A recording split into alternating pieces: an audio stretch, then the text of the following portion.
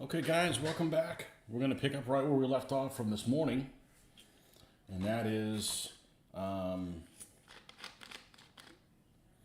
finishing up stuff. We got a lot of things going on here, including something kind of interesting that I'm going to wait off to bring it up until we get some folks on here. We got no viewers on right now. It'll take a little while for folks to get here, and I will bring up that juicy tidbit of something that just happened that isn't really a big deal. It's something that kind of went sideways a little bit, and I'll tell you what happened and how I'm planning on fixing it. Okay, so we have these two tanks. I want to get them off the table. In order to do so, I need to put the grass on them. Wow, there's a dramatic weight difference between the plastic Eschi kit and the Altaya die-cast. So let's go ahead and do that, and that way these will be completely complete. And the first thing we're going to touch on is see if anything needs any dry brushing, and it may not.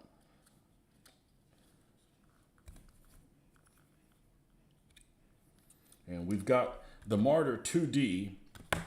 As I was moving it around, I was scuffing up the paint on the bottom because I decided not to spray it. So I sprayed the underside of it. The side edge where I'm going to be grabbing it black. So that's drying right now. So we'll come grab it in a little while. Okay, looks like did a pretty good job of that. All right, so let's get some Elmer's glue. Let's put it here. Let's move the T34 Tank Factory.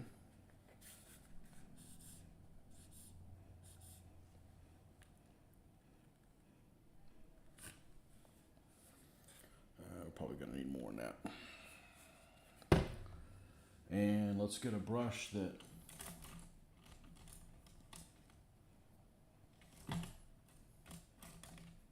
wow, I really can't see anything that far away. Let me flip the image.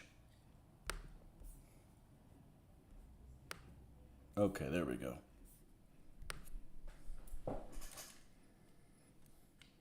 There might be a way to change that so it defaults to always being another way, but I'm not smart enough and I'm not computer savvy enough to figure it out. I don't have the interest in looking that up. All right, let's put some grass over here.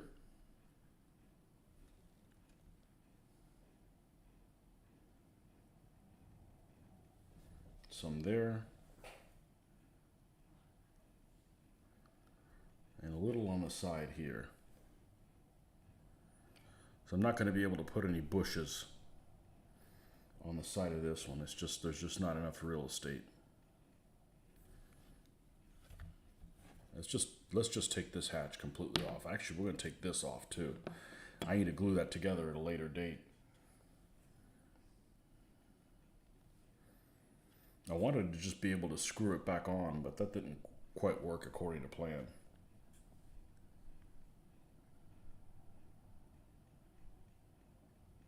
And just a little bit of grass here to show that it's not in an arid environment. All right, let's get, where did we put that? Down here? Yeah.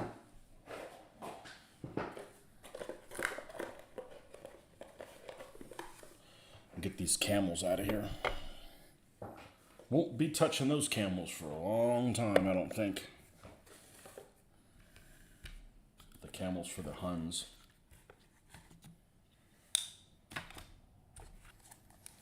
Got no interest in painting 15s this year, and I don't even feel bad about it.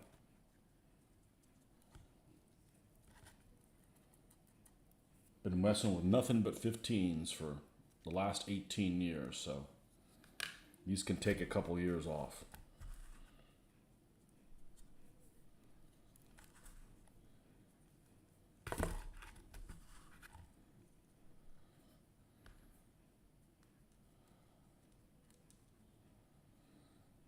Okay, and we should be able to shake this off.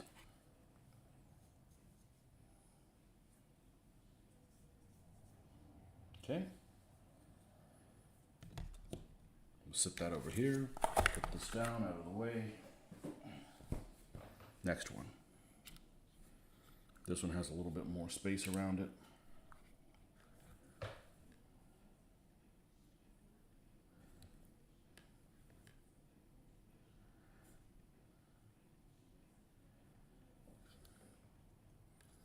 I saw a T-34 out there that the paint scheme actually shows it with red numbers, and it's not with white camouflage. So I might try to do that on one of them.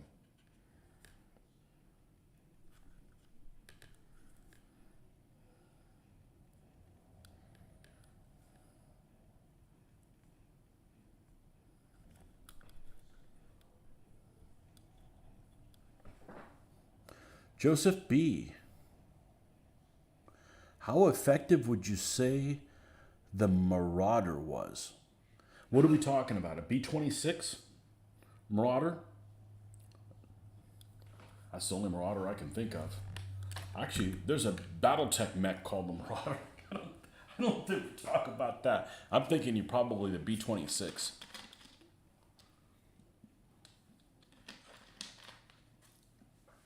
B-26 hardly gets a mention.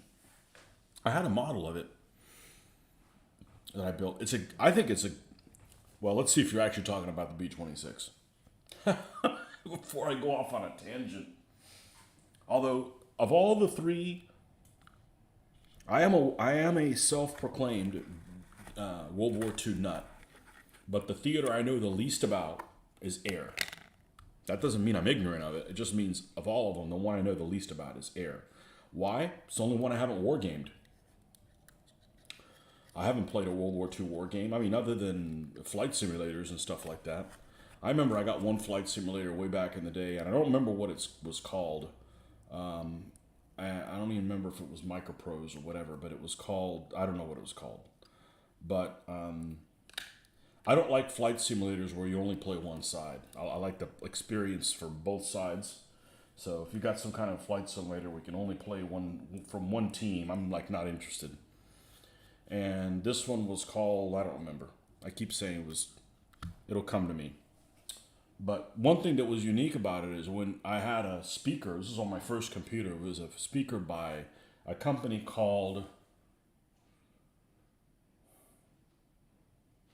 Boston Acoustics or something like that. I don't even remember. It was a little box, and when it made a loud noise, it would blow air out of it. And there was this game that you would star European Air War, I think is what it's called, European Air War. Yeah, and I had played many flight simulators before that. And you know when I mean flight simulators, I mean combat flight simulators, things with guns. Battle of Britain, all the dynamic series that they had. This particular one with that speaker would put out so much air, you could feel it on your legs because the speaker would be down there at the bottom like the boom box. You crank up something like a P-47, it was just like all this air and stuff on there. Oh, Marder. Okay. I thought you meant Marauder, like B-26 Marauder, the bomber. Nordic, man, I hope you're feeling better. I thought you meant B-26 Marauder, the medium bomber, which I had a model of one. How effective was the Marder? I think they were pretty effective, honestly. I found an interesting piece of information I came across of.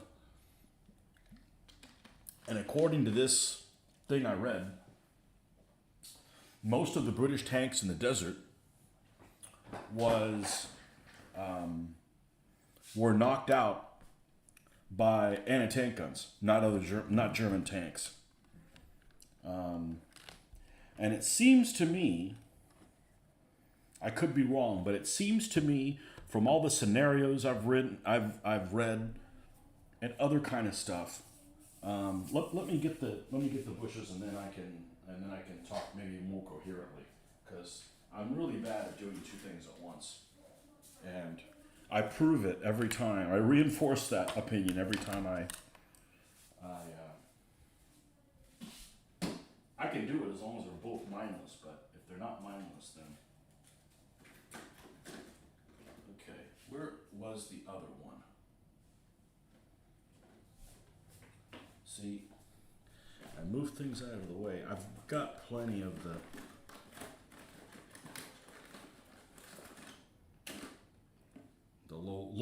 lowland shrubs, lowlanders.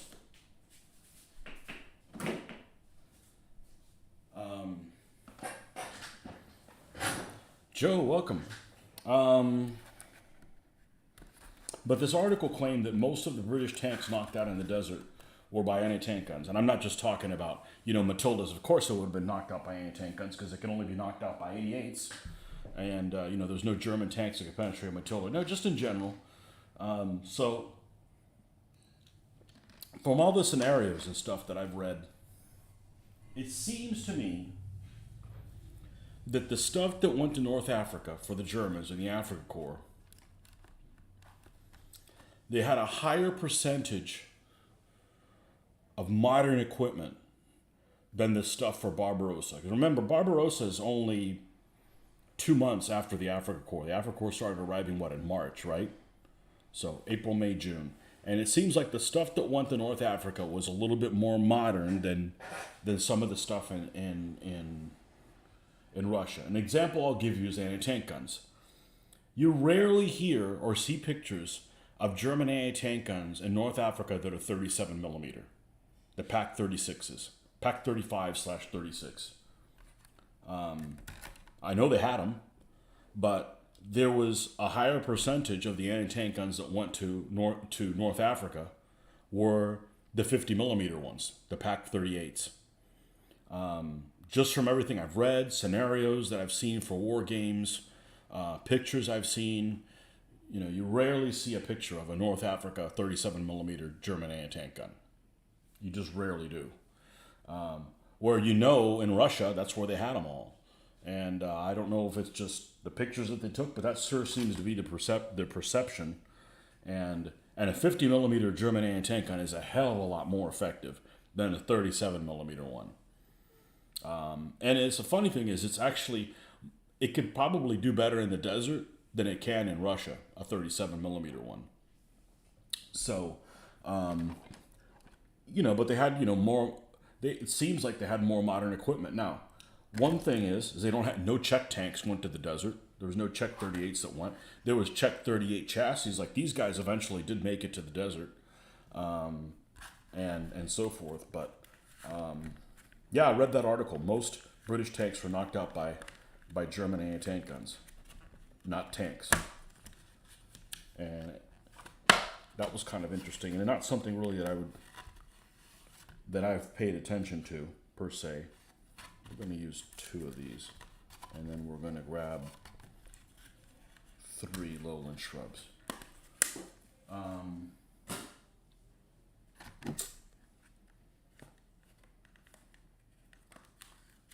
going to glue these on here, and I'll tell you the problem that I just had and how I'm going to solve it.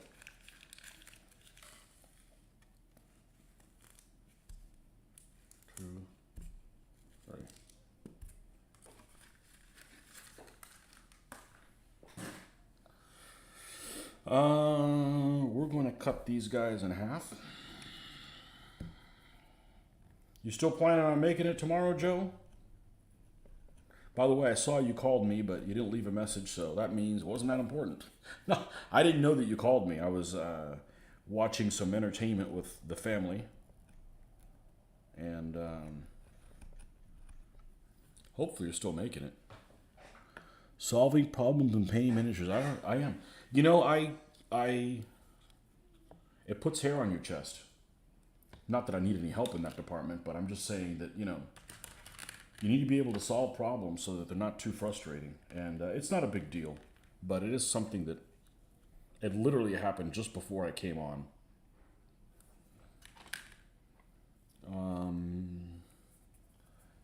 El Tweezero.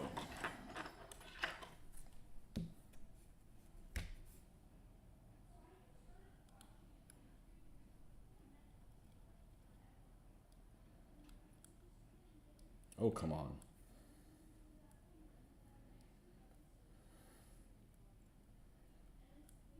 Okay. And then we're going to put one of these up front.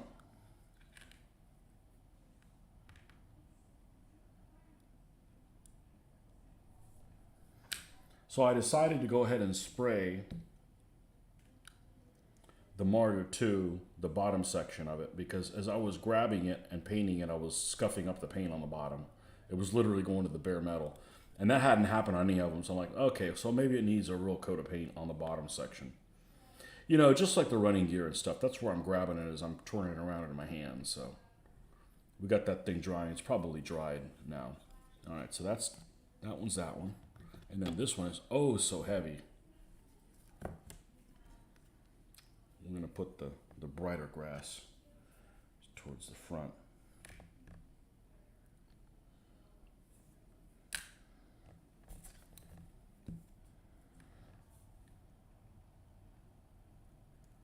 Come on. Come on.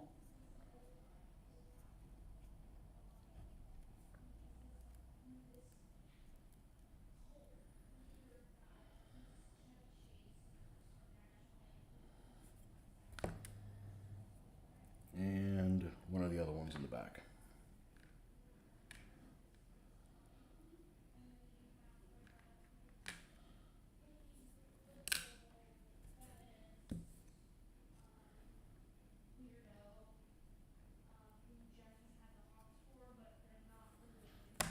Okay, now, short of making an antenna for one of these, I'm not going to stop what I'm doing to make an antenna.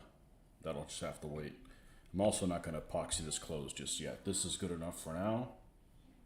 The Panzer IIIL and the Panzer and the Flampanzer are done. They can go back in the case.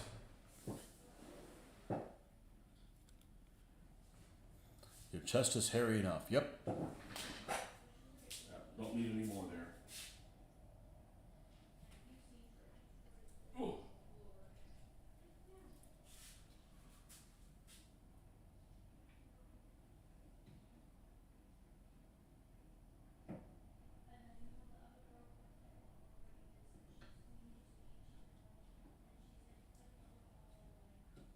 Okay.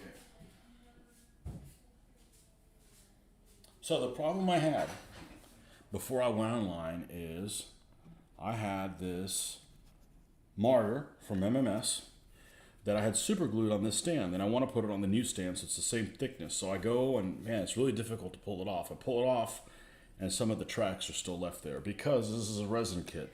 So as you see, I've got a spot missing on there. So I'm going to attempt to take these off carefully. If I can't, then when we do the goop, this part is just going to be submerged in there. No big deal. Shit happens. So we're going to attempt to take this off carefully.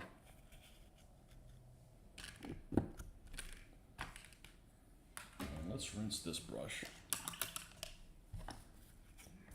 And we got extra bushes there. Move them over there.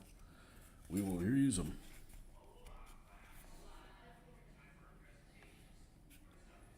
Was this put down with epoxy?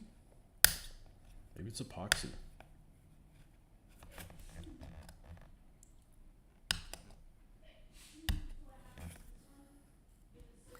You know, I'm thinking about something. Let me test this out also. This is basswood, and it's pretty solid. So if I decided to say, you know, I can't find any plastic anywhere,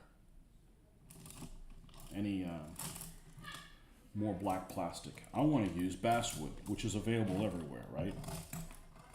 Could I use this as an alternate basing for my larger tanks? So let's see if I cut a corner in the same way. Well, this is not going to work because it doesn't fit underneath here. It doesn't fit. It's too thick. Son of a bitch. Well, I guess we'll never know. Another thing that didn't go according to plan.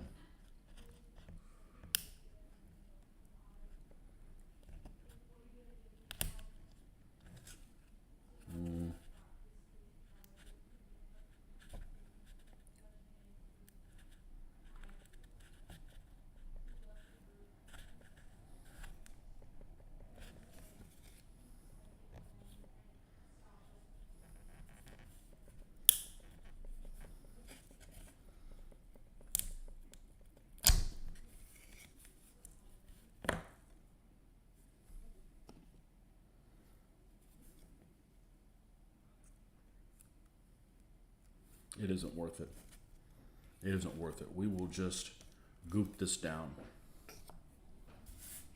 Not a big deal.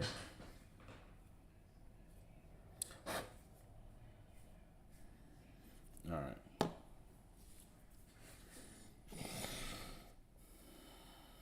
I was going to, I'm going to repaint this thing. I don't know how thick that German cross is on there.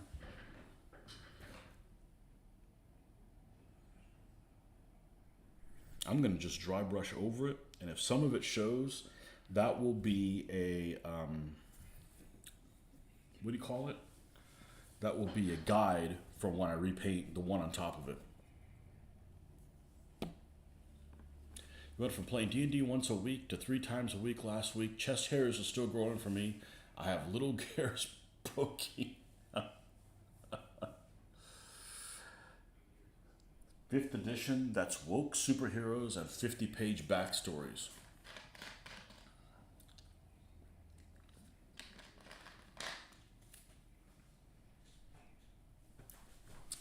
I don't see why role-playing is so popular.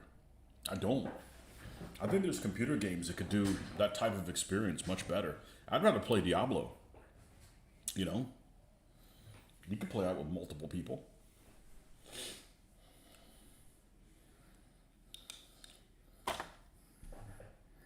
Okay. Barnes White, welcome. Okay, so we're working on this T34 mess.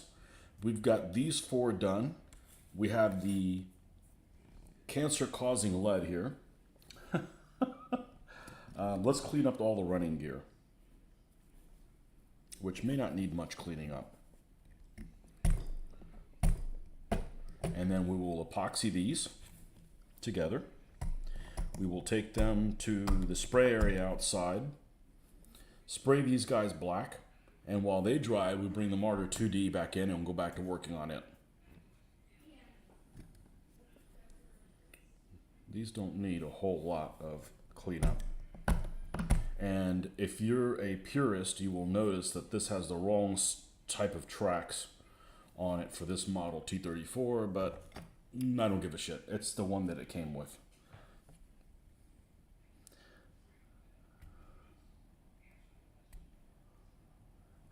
I have people who actually do stuff like that. But yeah, there are woke superheroes or NPCs. My dad called one of the NPCs a liberal. And he's the DM.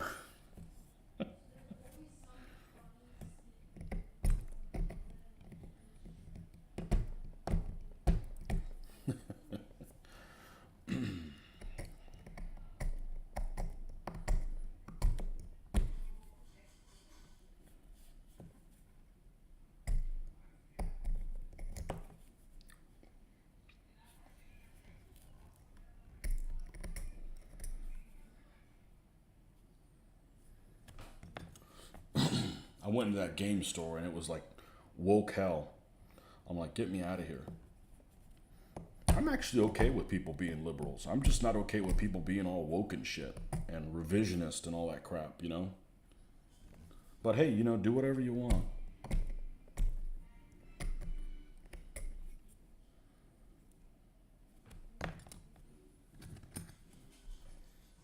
I think it's better when you don't know what people's political leanings are, because then you don't care, you know? And can we all agree that all politicians are out to bend us all over? Can we agree on that? It doesn't really matter whether you like the left wings or the right wing one. They're out for their own skin. They're no good.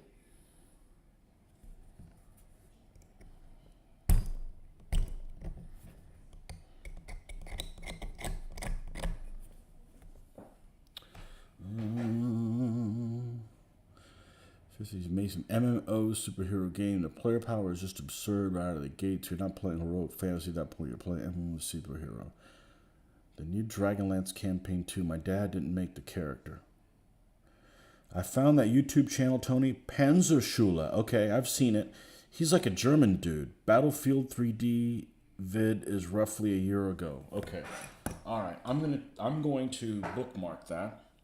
I think I'm subscribed to Panzerschule. What's that mean? Tank school? Panzerschule.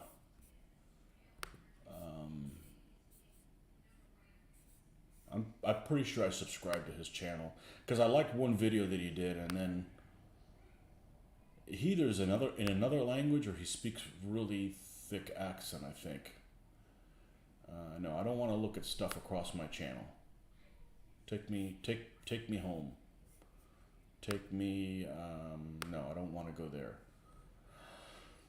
Okay, let me just X out of this. All right, now we will go. Okay, let's go home here, and we will do a search for Panzer Schule Battlefield 3D. I want to see what they look like.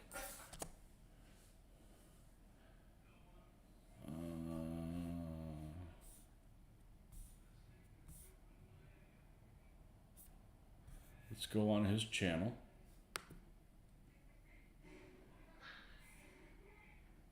How to paint a Canadian. Okay, paint a historical Panzerwerfer. Let's search on his. The problem is it's one of those things you search for and you get a bunch of Battlefield computer game videos. Let's check on it. Let's do his. Ambush, Flames of War.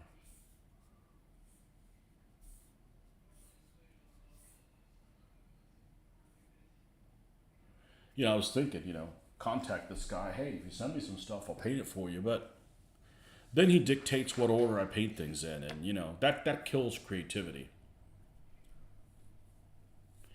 Welcome to the channel. You may have seen 3D printing I've recently shared.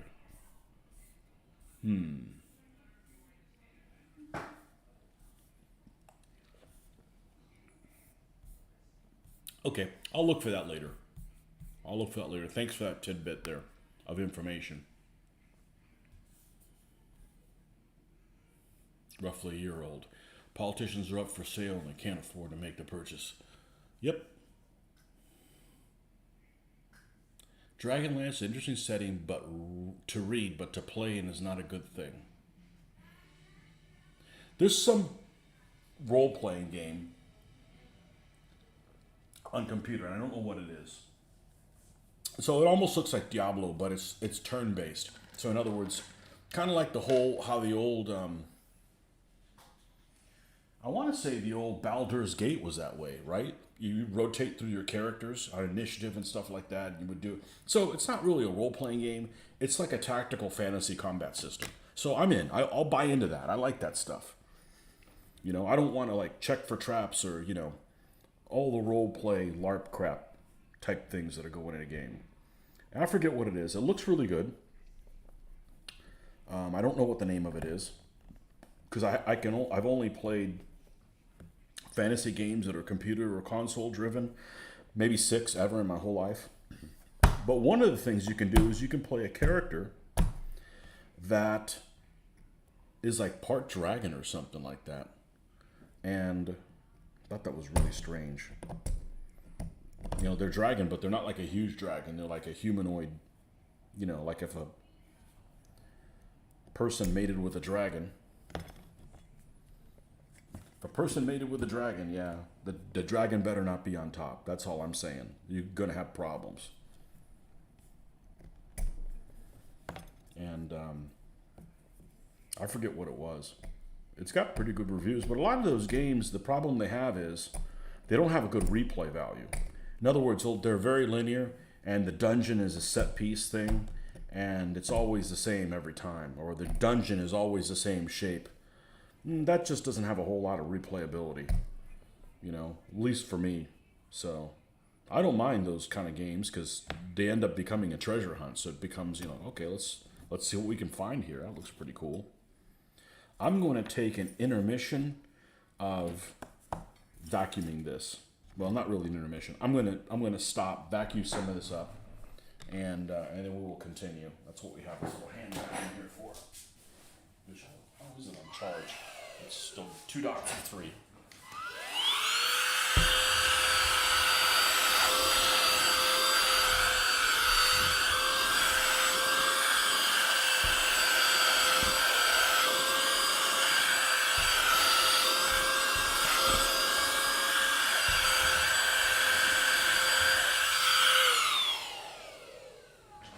Dragonborn is what you're talking about. Okay. Yeah, it just seems weird. So I don't have a problem with the liberals. I have a problem with the woke folks that are like, it's almost like they're embarrassed that they were born a human being. And I'm like, what? You know? In fantasy games, trust me, I always play humans every freaking time. I don't want to play some creature. I'm a humanist. That means we think humans are better than anything else, right? That definition, right? I always play humans.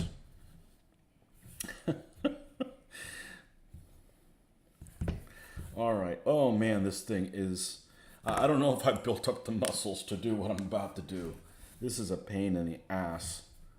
Literally. All right. Here we go. Oh. This cable that's around here is hardly even visible, so we're going to go ahead and just take it off completely here.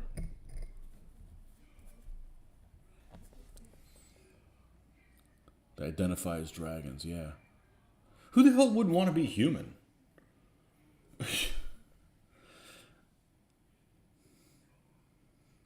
Welcome to Modern Dungeons & Dragons. Everyone is a special creature with 100 abilities and is unique and special. You would have a problem with Wizards of the Coast and Modern Dungeons & Dragons. That company is one of the most woke companies out, and their products are god-awfully woke and bad. Yeah, they probably don't have good jokes in it. I know I've mentioned this, and you probably haven't played it, but I'm a big fan of the game Borderlands, and the humor in it is just irreverent and just rips on everybody, and I love that stuff. So they wouldn't be able to handle that, huh? Because I think that's fair. Make jokes about everything, you know? But people can't deal with that in their safe spaces. That's when everything went, you know, that's when everything went south. And you just laugh about each other and, you know.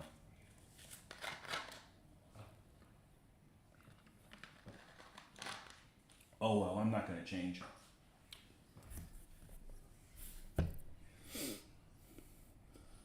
Yeah, they don't have good jokes. If you play Borderlands, you know what I'm talking about. Man, that game rips on everything. It's hilarious. It's kind of like, it's along the lines of the humor of Grand Theft Auto. Kind of.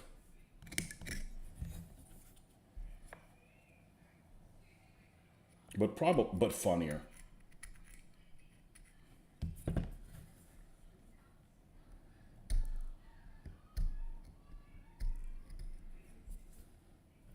Yeah, I went to that game store and I saw who was playing games. I'm like, I don't want to play with any of those folks. These people are not. I'm not going to be able to be myself around them. I don't want to be around people like that.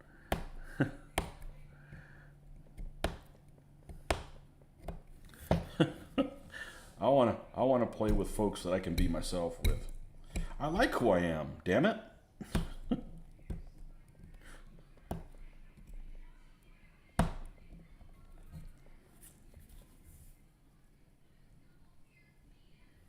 I don't know when it happened. My brother seems to think about 2008 is when things started, just weren't able to make fun of stuff anymore, and ethnic jokes and all the stuff that we grew up with, which is, you know, we're not trying to put anybody down. It's just funny to pick at all our differences, and we're all in this ride together.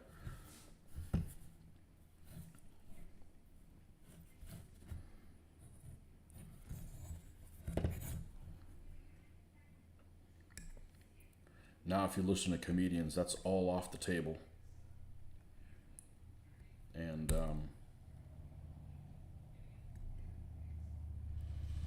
only thing people joke about is like weird sexual deviancies, and I don't want to laugh about that shit. It's a little too much. She'll be back in a couple of minutes. They have jokes in it, but mostly just the quality of the product and shots taken at the people who play the older versions of the game. Boring.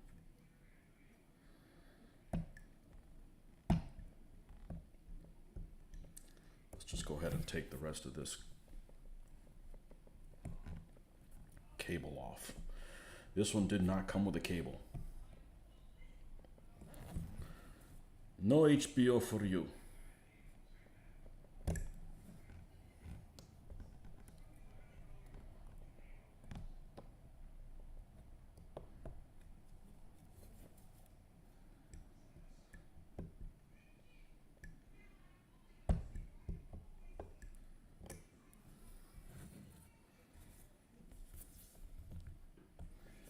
Yeah, if you could take some people that are like extremely liberal, like on TV, like Bill Maher. I actually like listening to Bill Maher because he's funny, but he doesn't even get the woke stuff. He think it's ridiculous, you know. So as long as I'm just anti woke.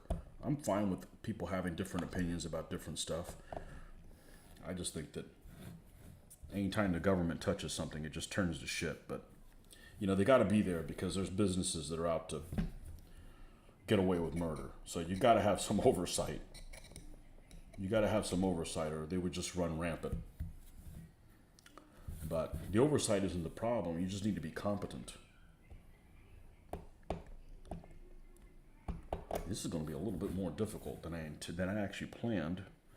I'm going to need to get this from this side. And I wonder what tool I have that would be able to do that. Because like this is in the way. Let's try getting at it from this angle. There we go.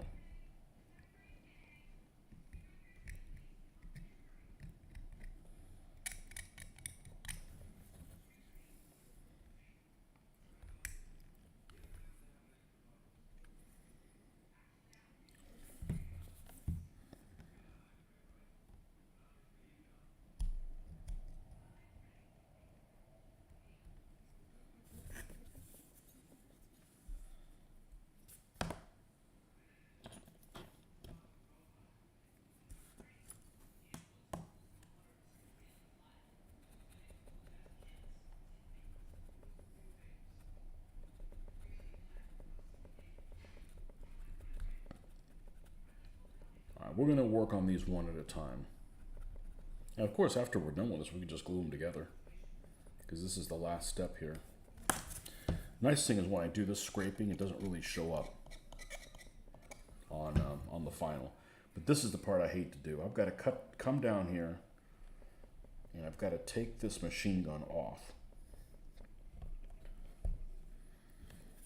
And you would think this would be easier to do. Actually, now let me try this because I did this earlier. I used this little guy, and it seemed actually to be pretty helpful.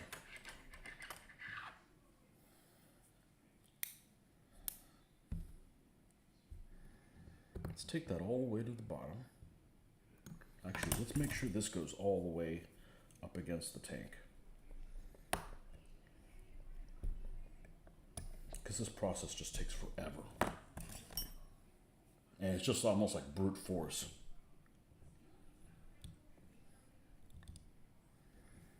And let's just weaken this. Well, that was a hell of a lot easier than cutting into bits. All right, let's get rid of that nugget of lead.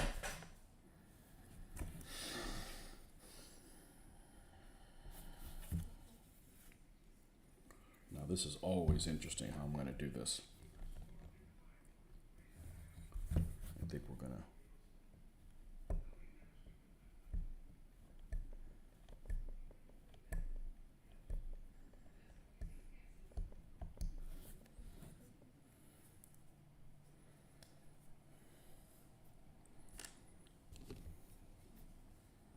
let's try this one.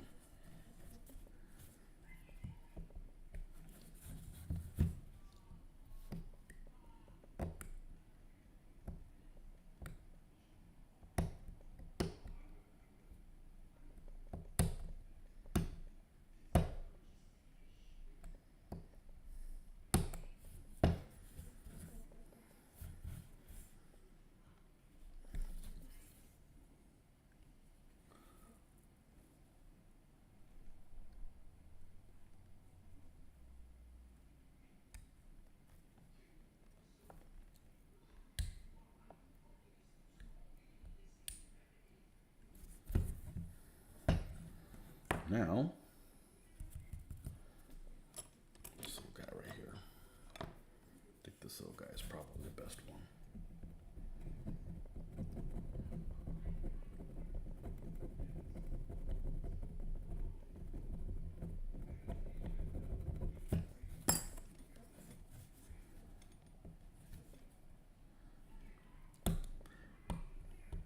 You know, I can see the only thing I could tolerate would do is something like that. Some 1/385th scale, 1/285th scale stuff with that piece attached to the barrel just to stiffen it up.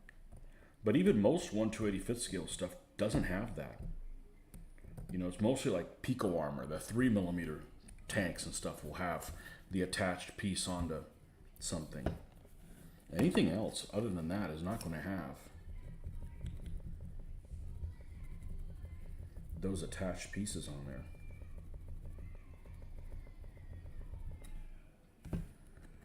Okay, that should be good enough. I've done the other ones that way and it's pretty much hidden. This cable's gone on this side. Alright, we'll decide if we can do the fenders later. But there's one, that one's done. Move to the next one.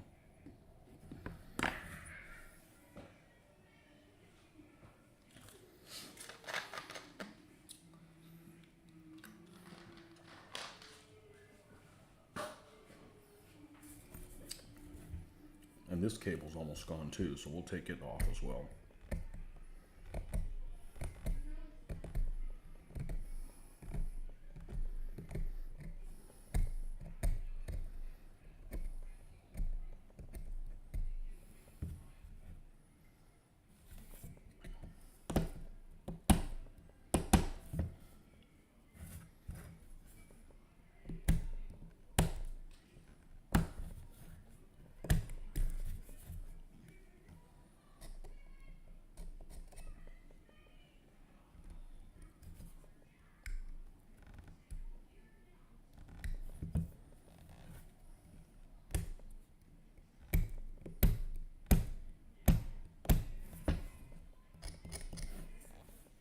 That's early, 6 o'clock. That's good.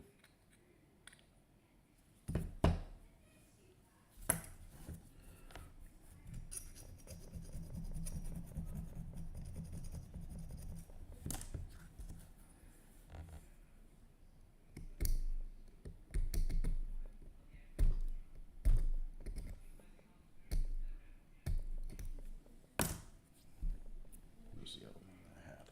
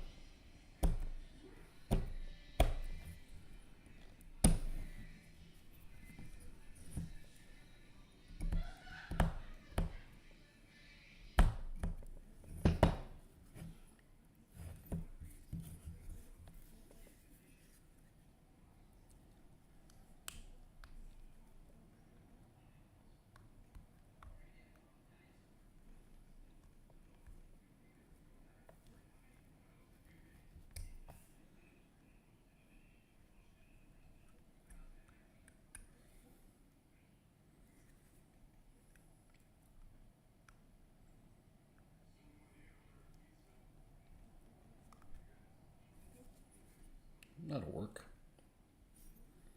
Well, this one's got a lot of flash.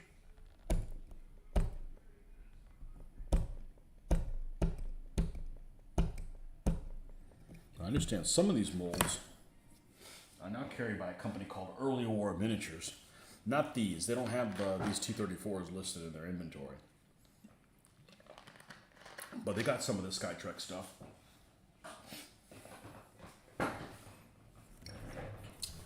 But these guys are pretty rough. And more than being pretty rough, I don't want to buy 176 scale stuff. I prefer 172nd. You know, the figures tend to look heroic. They tend to be on the big side anyways, generally. Just about every manufacturer. So the vehicles need to be on the larger end, not the smaller end, for them to look better. But if I had them, I'm okay. You know, these are 176th. This is 176th. The other Marder is 176th.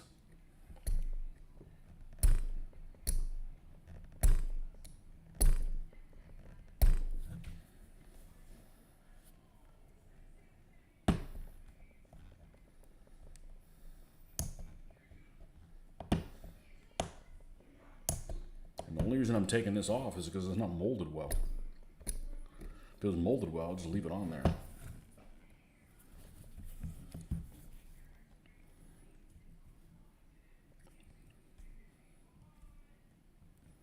But that ain't happening.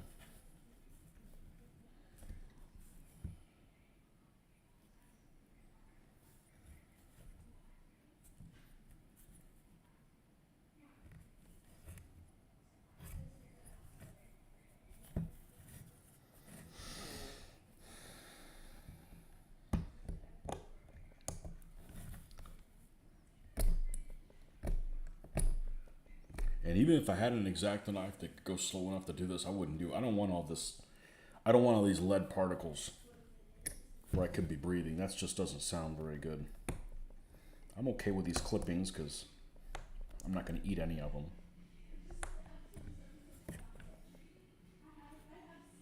But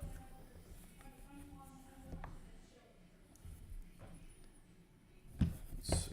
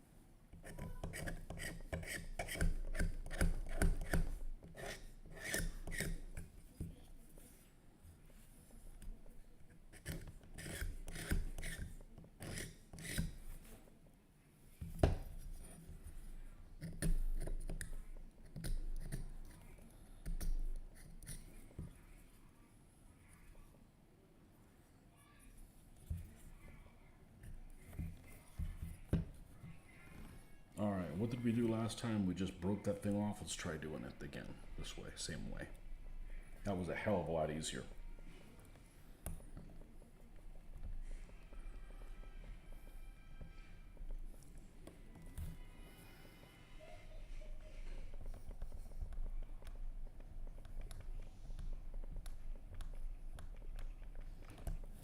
Okay.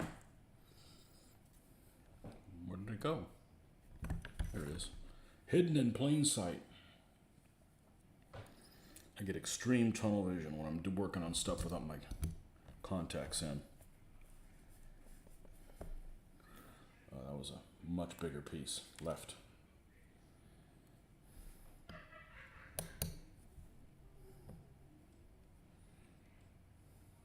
I'll just come in here and cut it to pieces.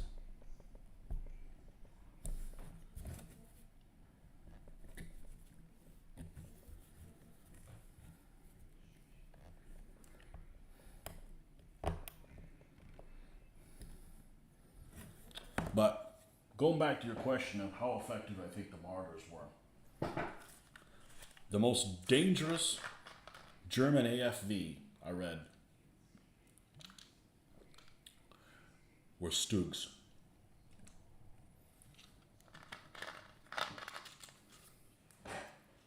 they had the highest kill ratio. Now, if you think about them, Stugs actually are as armored as contemporary tanks at the same time. Sometimes a little more, if you're talking about early on. They have no turret, so they're laying an ambush. So ambushing vehicles have a higher kill ratio than ones that are just, they've got to advance and do stuff like that. So I would imagine that Marders had a pretty good kill ratio.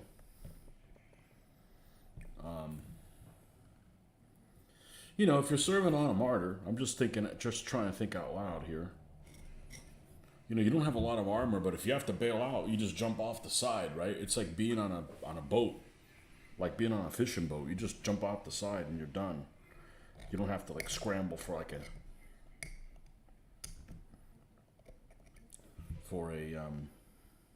exit. It's all exit. So that's got to count for something.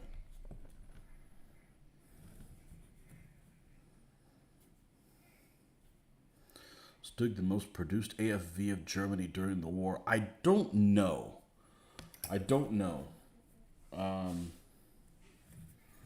But if you think of, Stugs, they made them on the Mark III hulls when the Mark IIIs weren't really viable anymore. They made them on a Mark IV hull.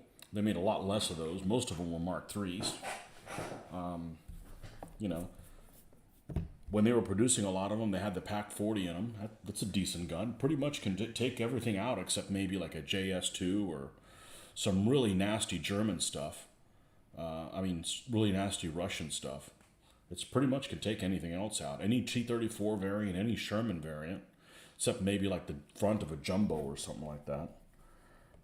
Churchill would give them problems. Other than that, anything in Normandy, they pretty much can take out except, a jumbo Sherman to the front and a Churchill. And Churchill's got more armor than a Tiger. But, I want to say the Stugs, they made like 15,000 of them.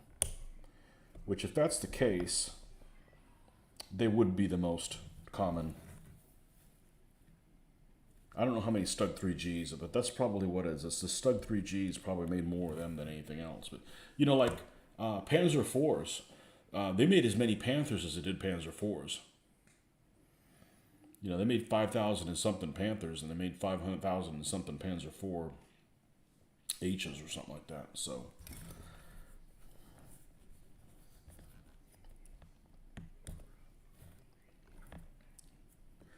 which still, that's a tenth of how many Shermans they made.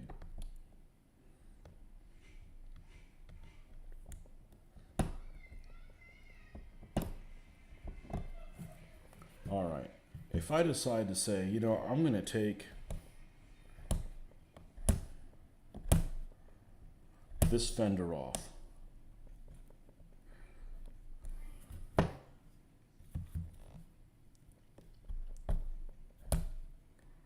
On this one.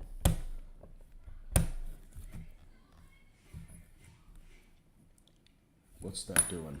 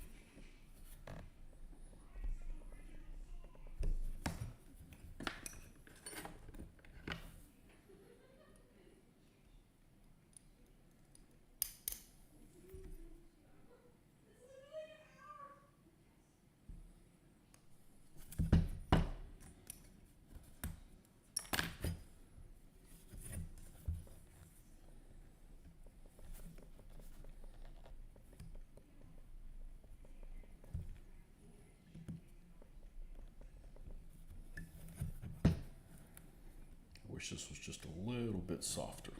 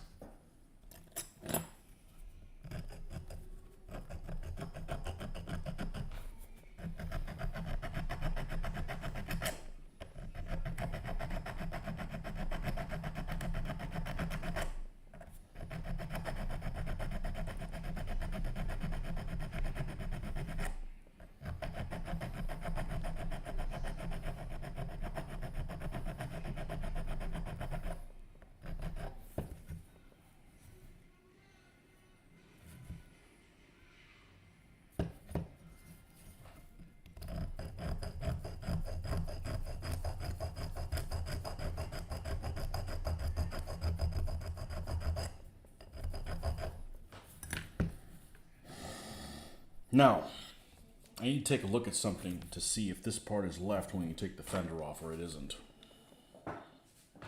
So let's see if I can do a quick search with, we're going to do a Google image for search for T34 tank missing front fender. Okay, here's what somebody did. And let's do an image. Okay, here's something someone else did as well. This is probably a good example. Okay, it looks like we're gonna have to take that piece off as well. What a pain in the ass. All right.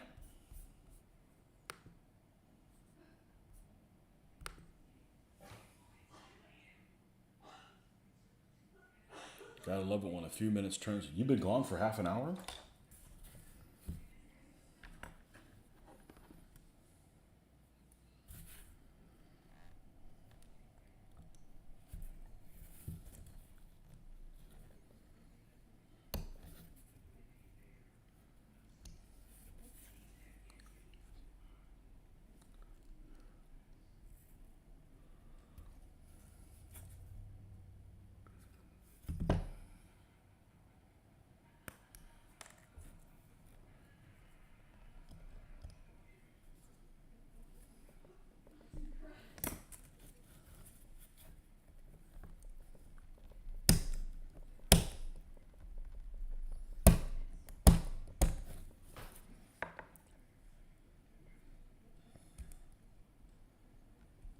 Let's trim that part underneath it while we're at it.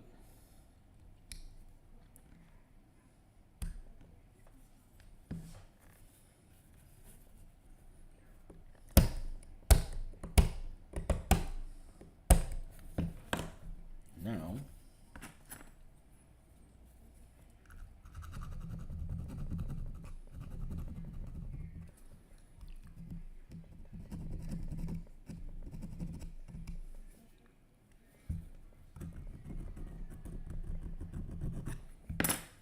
when we put this, you're gonna have part of the track showing like that. After we finish cleaning this up a little bit better. Hoffman, the Hoffmeister. Did you watch that second episode of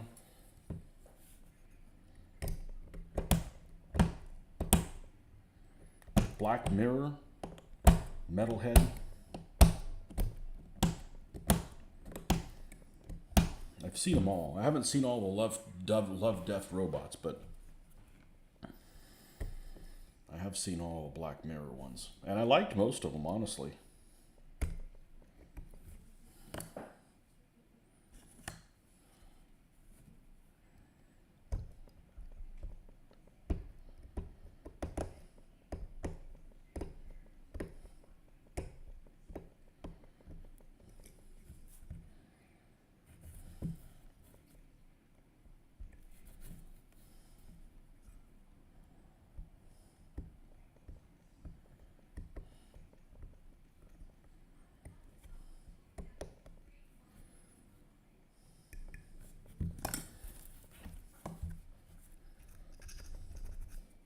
She still has some thickness there.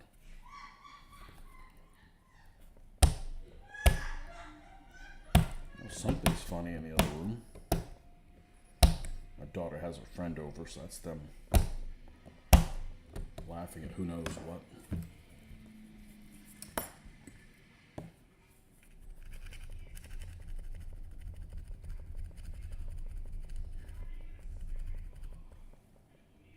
Not yet. Been working on your little Kickstarter tabletop RPG.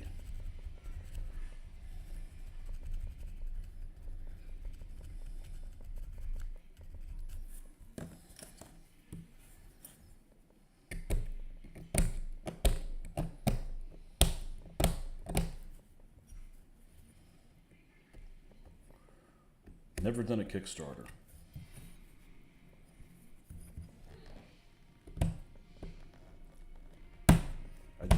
like, okay, when are they going to make it? When are they going to make it? When are they going to make it? Does it make it yet? They're making it yet? You're making it yet? You know, it's like, just don't even get me involved in that.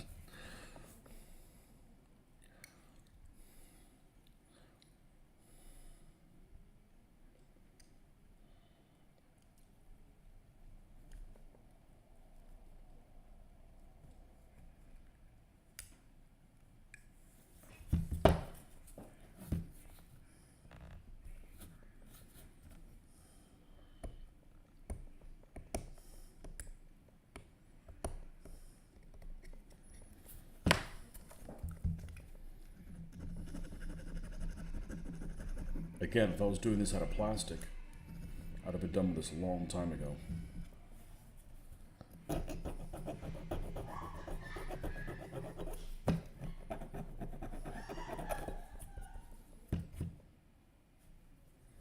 Okay, I think this should be pretty good.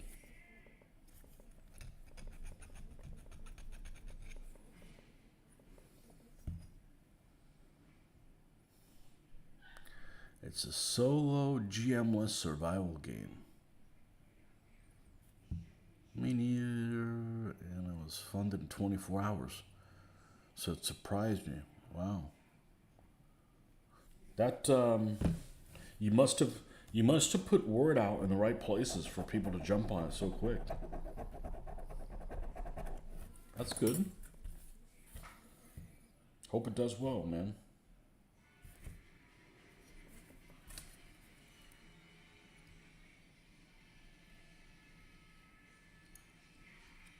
All right, so we got this one fender removed on this side. Made that one a little bit different. Okay, I've got to do the same thing again. We got to vacuum this stuff, or I don't really want a lot of this to end up on the floor.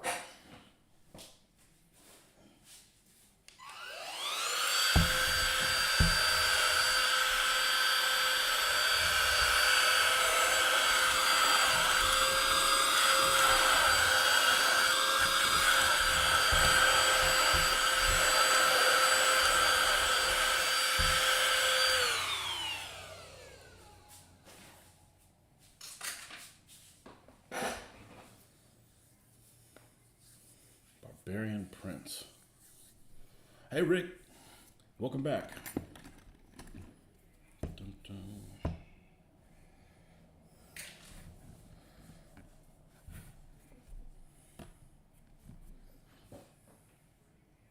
Oh, I killed my drink?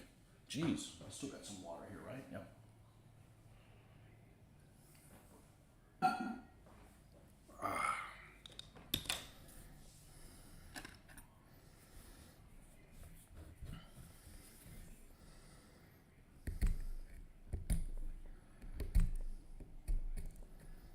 Are solo games that popular?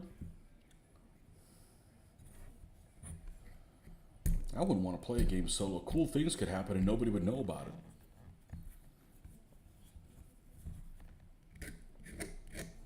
You know, solo, you know, not film it or nothing. Some really interesting stuff could happen. And nobody's there to suffer with you.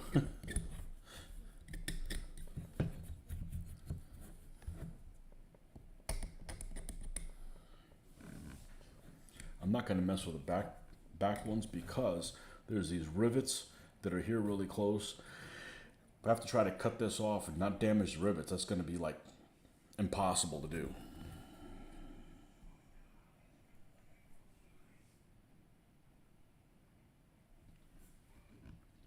Well, I'd play a solo game, but I have to film it, you know.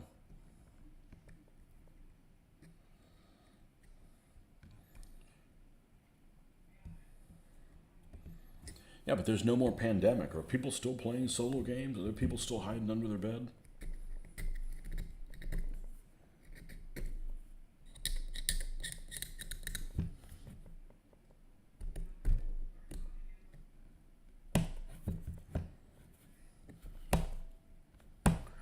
I think if you have another pandemic, all the people that had to go to work every day, they get to sit at home. And the people that got to sit at home, they got to go into work. Payback, bitches.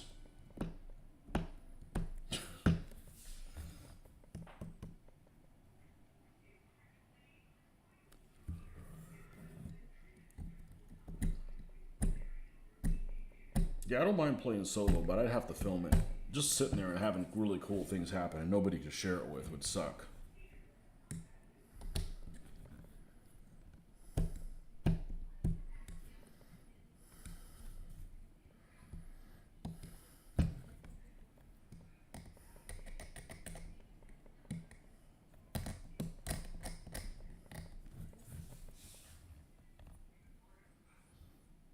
No? What part? No. Oh, you don't want to go into work? Yeah, screw you. You're going into work, pal.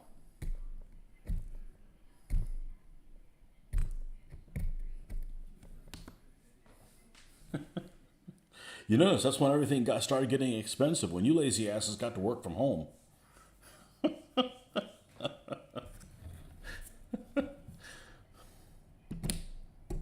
Hey, I would love to work from home. I'd love to work from home just one day.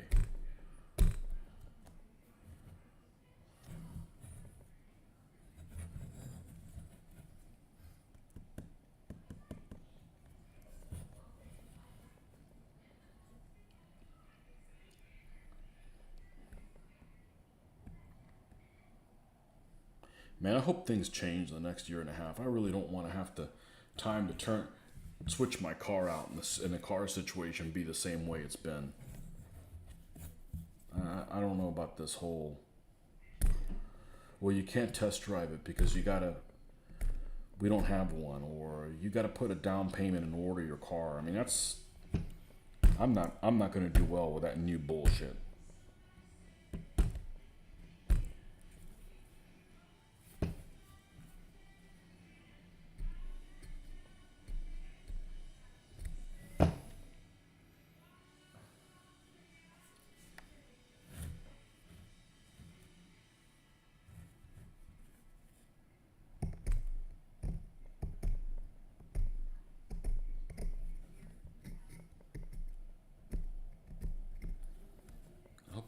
I hope my daughter doesn't get me in trouble with theme music. What's she watching? She's out there watching Community. Let's see. Hey, hey, psst. Hey, Lena, watch the theme music, okay? Okay. Which episode is this one? We just watched the paintball one. Oh, I didn't like that one. I love that one. Oh, you're getting really close to where I'm at. Which just means I can't walk in there and see where you're at. You just gotta hurry up. Okay.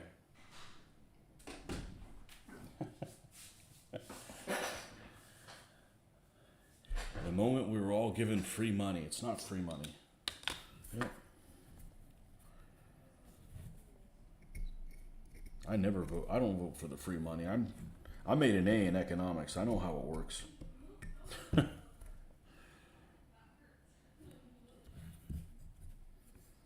The free money they were giving people doesn't cover anything. You can't live on that.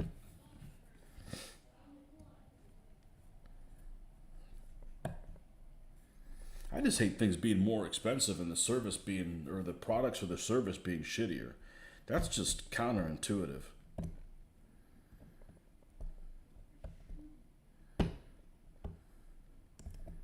It's not even like the same quality.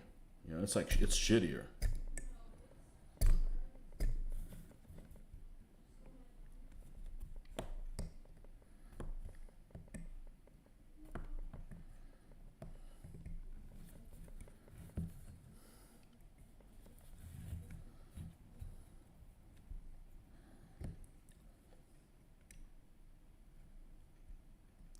Last year was the first year I had to pay taxes in. Like, you know, being they didn't take enough out. That's never happened. Ever. And I suspect the same thing will happen this year. You know, luckily it's not an absurd amount of money. But it's just like,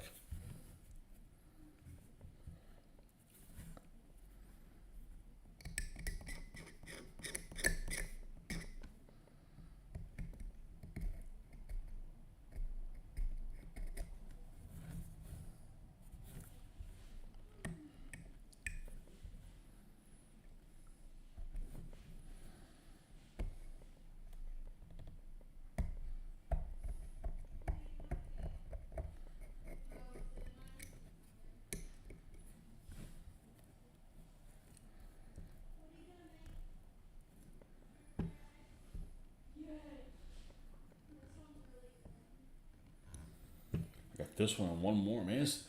I'm exhausted doing this. This is like I would imagine doing a teeth cleaning on Godzilla or something like that. And he's got 100 years of plaque buildup.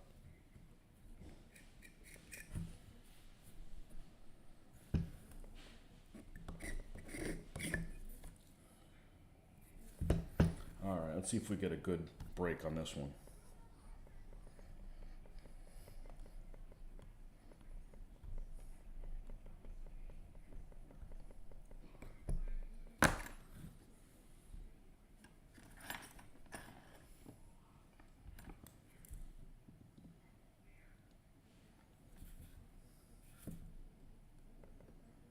God, it's awful. Trim all that shit down. At least the SHQ ones I gotta do aren't this bad. So after these 4, I'll have 3 more of these damn Skytrex ones to do. Oh, and that's just model 43s. I got more 40. Oh man, I may have to come up with a better method to do it than this. I just, the exact, if you use something like a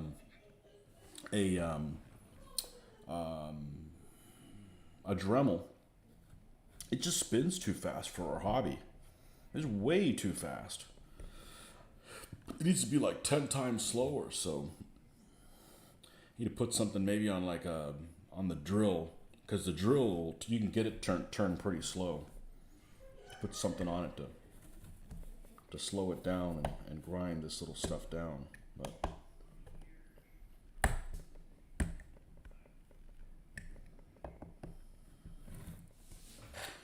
cleaning up metal miniatures is always the most time-consuming, labor-intensive part, but I think metal miniatures are so much better than plastics. What do you think?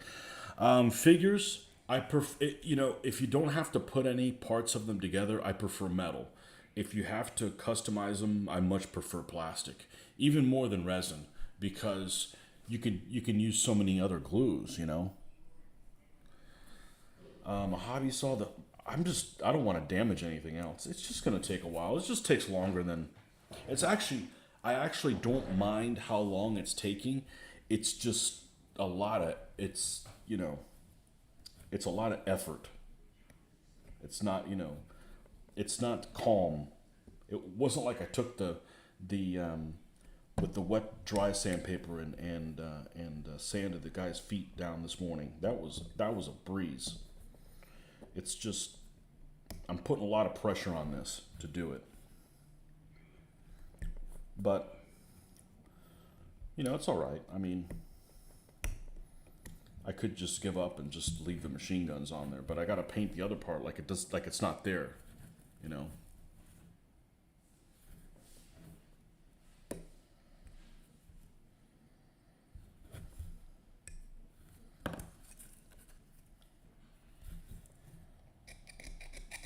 I know that I went into Hobby Lobby yesterday and I was disappointed that they didn't have the Tamiya glue so I could restock. That's another thing. Places didn't have things that were out of stock, and now every place has stocking issues. There we go. That's actually not bad.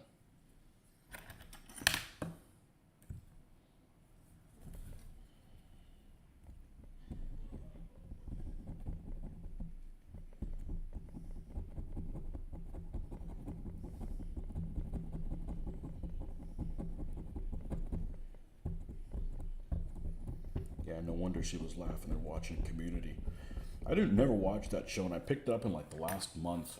And the funny thing is my daughter and I are watching it, but we're watching it independent of each other. Like I watched it at lunchtime, and it's actually pretty funny in a lot of places. It started off really slow, and I'm like, this isn't going to be any good. I'd heard about it for a long time, but I generally enjoy it. There's quite a bit of the humor I find entertaining. I'm still on season 1. I'm almost up to season 2, and I just noticed she was out there and she was watching an episode I hadn't seen before. I don't think I'd seen it. Episode 24 or something like that. I think I'm on 23 or something. But I only watch that in the mornings or in lunchtime, so mornings on a work week, not weekend mornings. So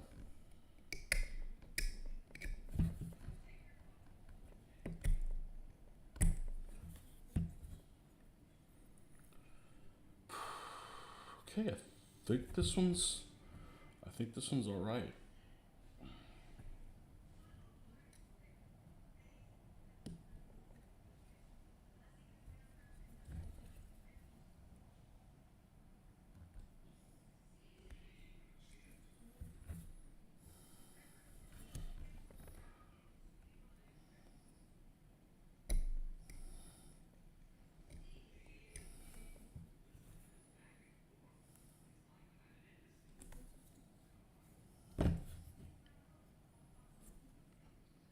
I'll have to come back and drill.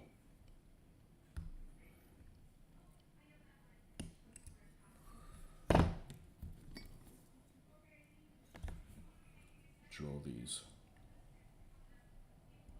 out.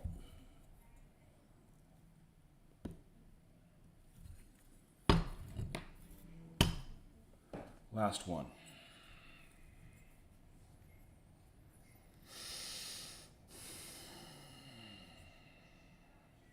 No, let's just get it over with. Let's just get this thing over with.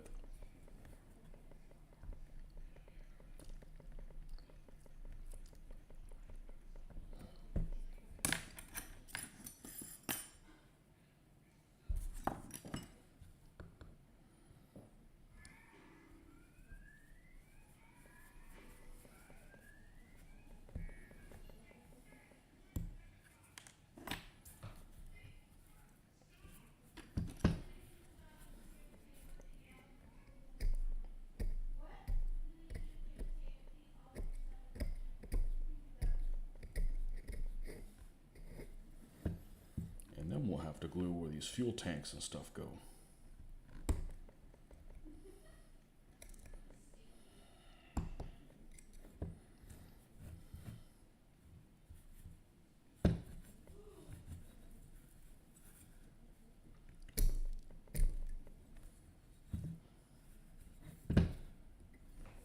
Oh yeah.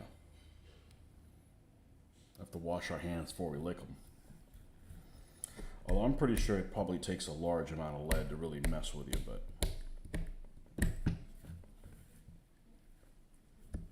we won't be licking our fingers.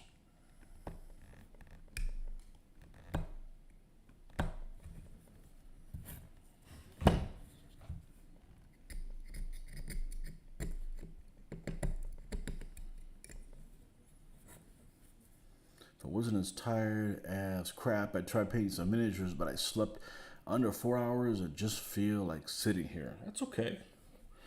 You've got no expectations, man. Do whatever the hell you want.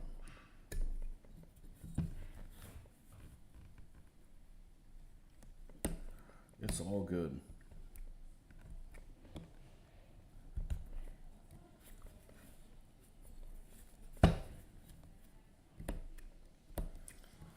I was reading this book on Kursk, and it's pretty decent because it gives you a lot of vignettes. So I'm trying to kind of put ideas of where certain kind of things happen in different objectives, in different parts of the engagement. And in the south, there was a lot of dug-in tanks. A lot of T-34s were dug in all the way up to their turret.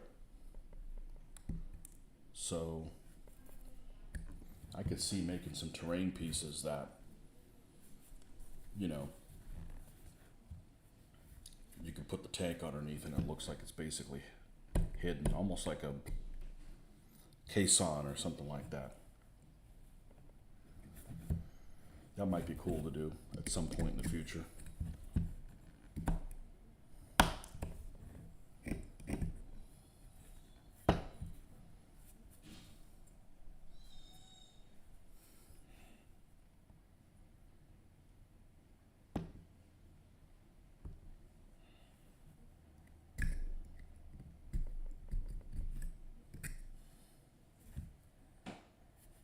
but it's pretty decent. Kind of a change from the Winter 41. I was hoping they'd have a Spring 42 book available on Audible, but they don't. I mean, there's stuff that, covers it, but I don't know if I'm up for reading a Stalingrad book that's just only about Stalingrad. I may change my mind and hoping it has some Winter Gewitter stuff in there, but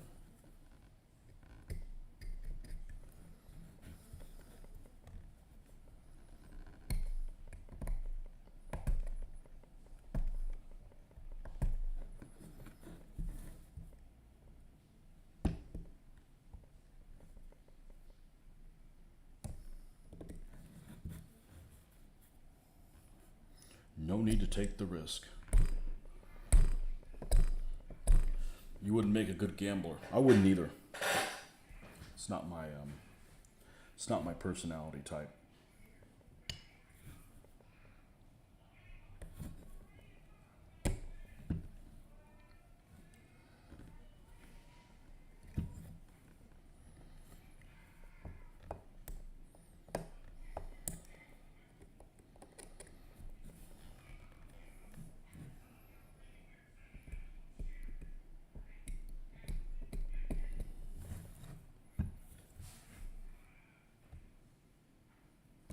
Gonna get going, got some homework due today.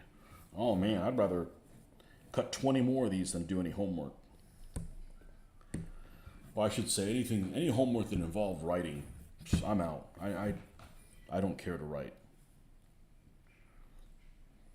I'll get writer's block. But man, thanks for coming by. Don't forget to check out Metalhead when you have a chance. I think it's on season 3. Season 4 is pretty poor, if I remember correctly. You got one episode with, and they got some guest stars that come in and and are in them. John Hamm's in one, which I can't decide whether I like him or not. I haven't really decided yet. He's in one. You got who's that girl? Opie's daughter, Bryce Dallas, whatever her name is. She's in another episode. Season 4 has an episode with Miley Cyrus. Yay! And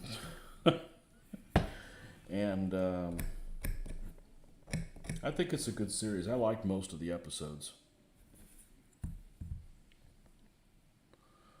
School's out forever. That's right. That's right, Alice.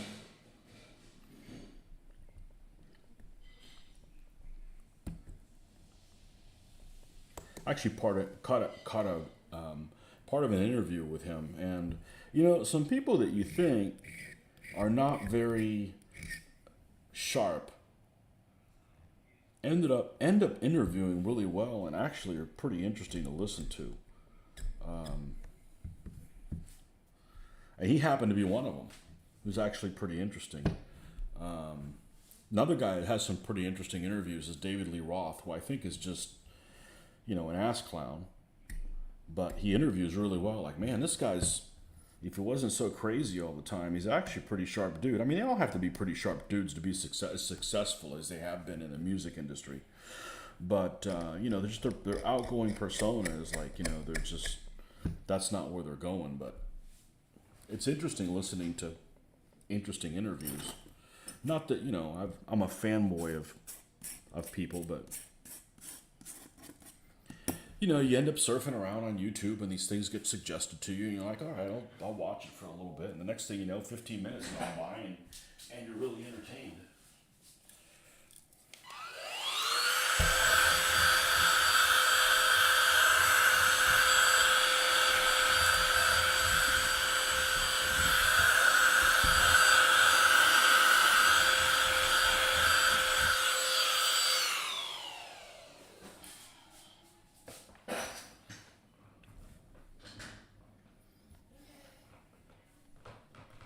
This is coming off. This thing that my wife did to try to fix this didn't work out well. Bryce Dallas Howard. There you go. Alice Cooper still rocks. Well,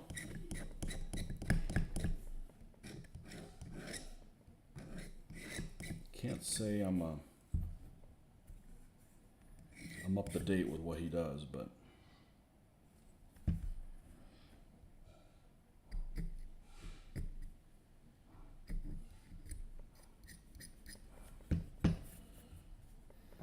does he play an instrument or he just sings?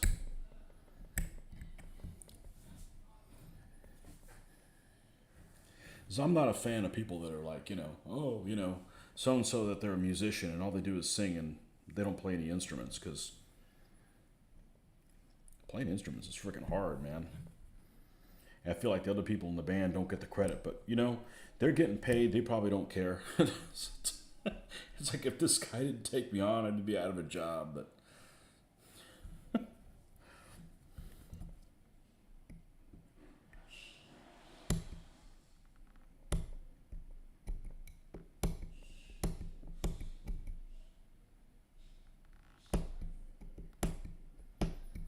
probably writing the music too, even though they're not performing it. I don't know. How about Marilyn Manson? I think Cooper just sings. I don't listen to much of this stuff. Marilyn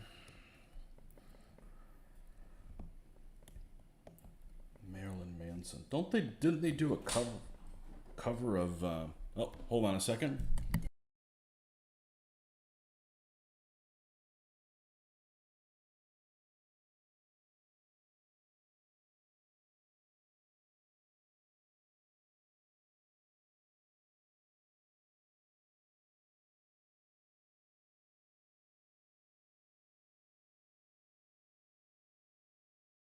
Well, I have a surprise, and that surprise is I didn't know we were going to have dinner because we ate lunch pretty late. But okay, so I've got a dinner call. So I'm going to hold your thought. I'm going to do an intermission and be back in probably by 7:15 Eastern Standard Time. Probably the worst. So we're just going to let this roll instead of starting back over, and we'll pick this up. So let's make sure I don't hit end stream. We're going to do intermission. And we'll be right back. And why is it showing that? How about that one? Why is intermission showing? That is very strange. Ending soon still looks like this. Intermission has chat box intermission background. Let's make that invisible. That doesn't help. Let's remove the webcam from that. Okay. Let's remove the game capture from that. Okay. Intermission background is here. What's the alert box look like? Okay. Intermission doesn't work for whatever reason. So we will be right back.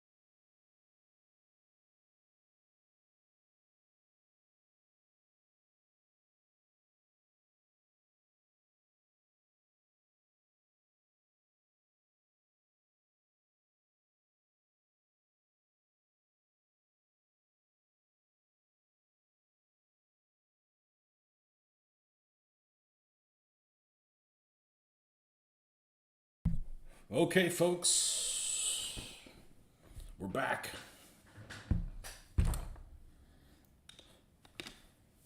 And we have a little bit left to do. I didn't mind actually taking a break because this thing is whooping my ass. I am tired from trying to scrub this thing down. Well, we're almost done with this scraping part. And then what we'll do after that is we'll drill these things out for machine guns. What did I bring you? Nothing. Sorry. Nope.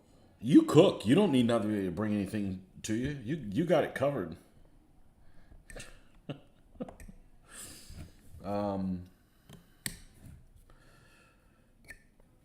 Yeah, we'll drill this thing out. We'll drill these machine gun things out. And then we will, which honestly, I can probably do that after I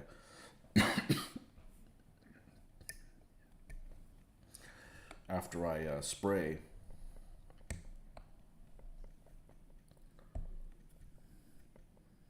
Yeah, I don't have a smaller metal file. I used to not have any files, and I got some, and they're all too big for what we do. They're too big, and man, this is what's killing me. All the pressure I'm putting on my knuckle there, but it's almost over with. Where is this one? This is the one that we can do for try to get in here and take some of this stuff out.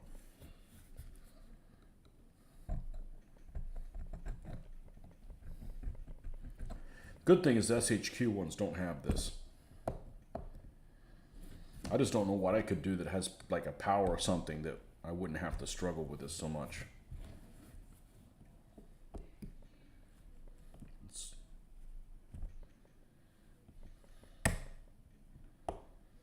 Damn Russian tank.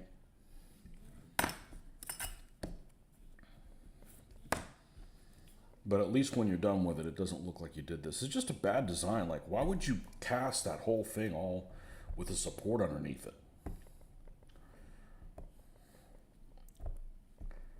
It's fine if you have a support, but it needs to be a little smaller than that. That's kind of big to hide, you know?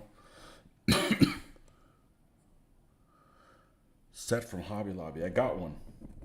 I got something from Hobby Lobby, and it was actually pretty shitty.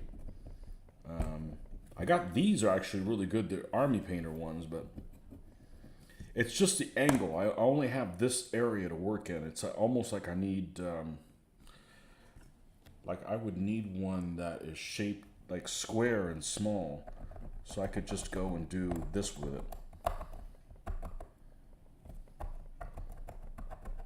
Just work in a tiny little area. I said the plastic would make it so much easier.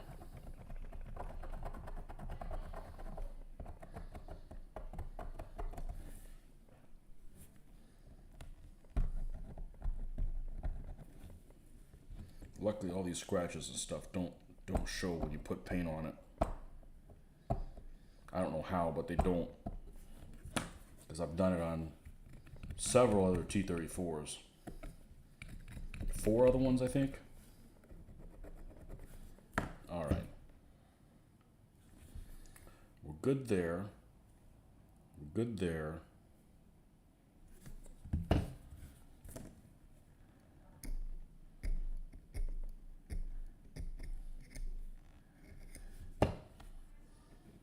Good thing is all the T-34-85s are not Skytreks. They're all SHQ, so we won't have that problem with them. That's a separate piece you add on. But you know, they have a problem. Their headlight is a piece you have to epoxy by itself, and I like the fact that this one's cast already on there. I don't have to worry about it ever coming off. Okay, so now we're going to vacuum this, and we're going to epoxy some stuff together.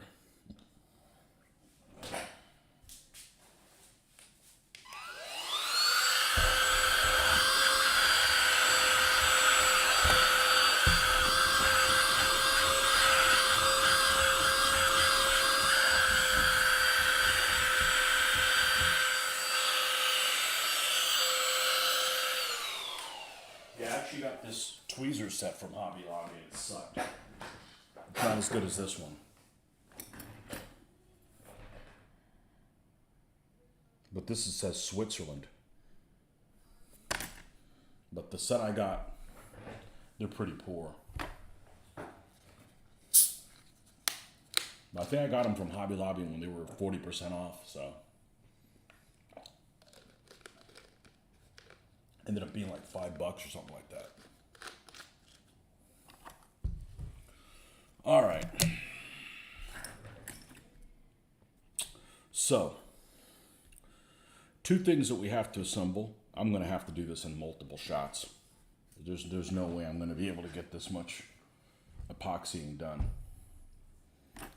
Let's find the epoxy needle, wherever it's run off to.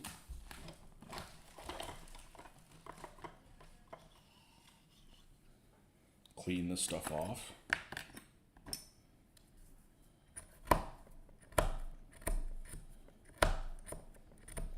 Whenever I put my first plastic model in, that I hadn't put it together in a plastic model in probably 15 years, and I started modifying it, and after doing so many years of white metal, it was like a blessing.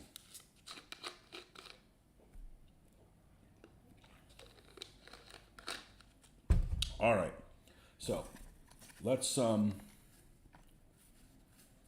we could use this for some until we get tired of this. We can't tell what's new and what's old. I almost forgot. Let's clean these guys up if they need any cleanup. And they may not. They're very... Oh, look at this. I just noticed something on this figure. And I will go ahead and zoom this in so you can see it. Hey, nice arm. Okay, let's see if we can get here close enough.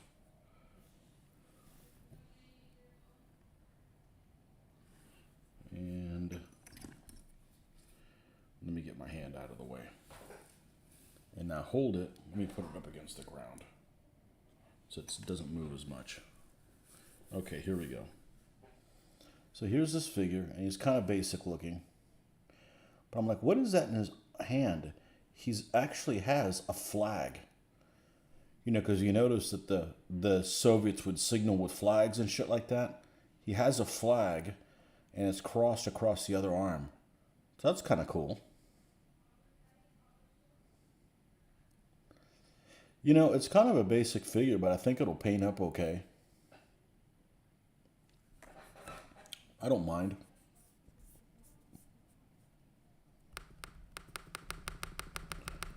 I've painted much worse figures. Much worse figures. Yeah, I think I hate about Hobby Lobby. It's like, oh, I need something from Hobby Lobby. Oh, it's Sunday. Fuck. All right, well, we'll just go to Chick-fil-A instead. Damn it, they're closed too. Son of a bitch.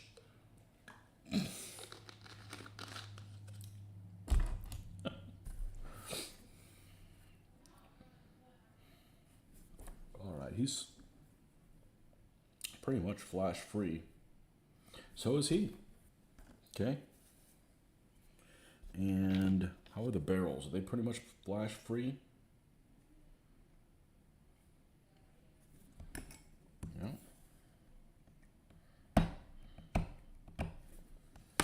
Those we should just be able to put this one down and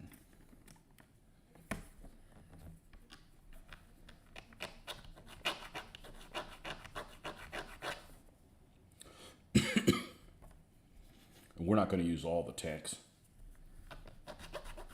But these are all going to have tanks. We're not going to put any of the fuel boxes on these, because the last two I did have fuel boxes on them. The fuel boxes actually came in the SHQ model of the T-34. We'll put tanks on these. We'll probably put no tanks on one of them, just for variety. And really looking forward to hand painting some stuff on them. It seems like the set from Pegasus that comes with the KV1 and the KV2 is MIA. They don't make that one anymore. I don't know why, because that was a pretty cool kit that you got two hulls, you got two KV hulls and 4 turrets. So you could make them both as KV1s, you could make them both as KV2s, you could make them one of each, or you could just make them one and it had turrets for the other one. So you could just, what I would have done is switched them out as you needed them, whether you needed a KV1 or a KV2. That's what I would have done. That one's kind of rough. So if we don't use a tank, that needs to be the one we don't use.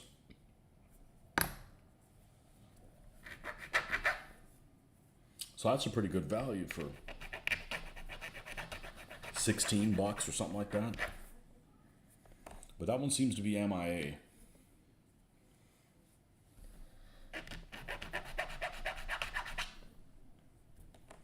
That was one of the reasons I ended up ordering from that military model depot, because they showed that they had it in stock and they had it for like I think it was $11.13.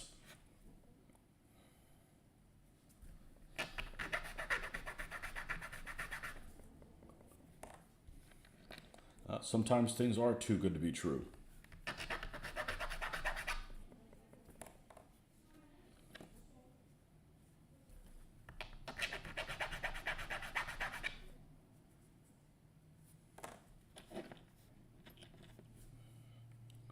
This one pretty rough too. Kind of.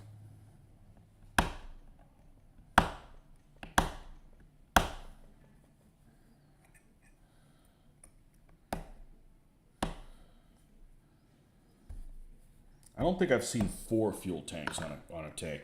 They either have 1, 2, almost always 2, sometimes 3. I don't know that I've seen 4 on one. All right, let's continue doing this because we've been doing it. I want to get these filings every which way. How much juice is left on this?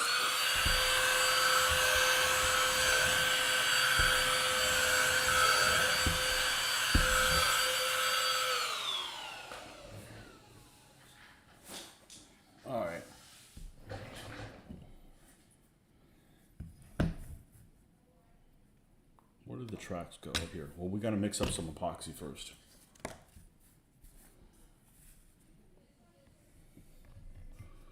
You were annoyed that your Hobby Lobby doesn't carry Tamiya cement as well. It did. It did. Maybe they just stopped carrying it. I picked up Mr. Hobby Cement, which I know is a good brand, but I haven't used it yet. How does it smell? Because I picked up the old Testers one too, and it works just fine too. But my favorite one, I don't know if you've seen this, but if you get a chance to order this, I don't know, the Tamiya one seems like it works better than any of the other ones. It seems like it, but it's this applicator. It's this applicator that is freaking stellar. Whoever designed it needs an award named after them. Just amazing. And it's actually brushes, but they're so tight and fine, they've never lost shape. But my favorite glue is actually, it's a weld cement. And it's made by Microscale, the people that make Microsol and Microset. And I found out about this stuff because the hobby store that I worked at used to carry this. It's made in California, micro weld. Now the problem is you can't use it in this container because it's really easy for it to fall over and you got a mess on your hands.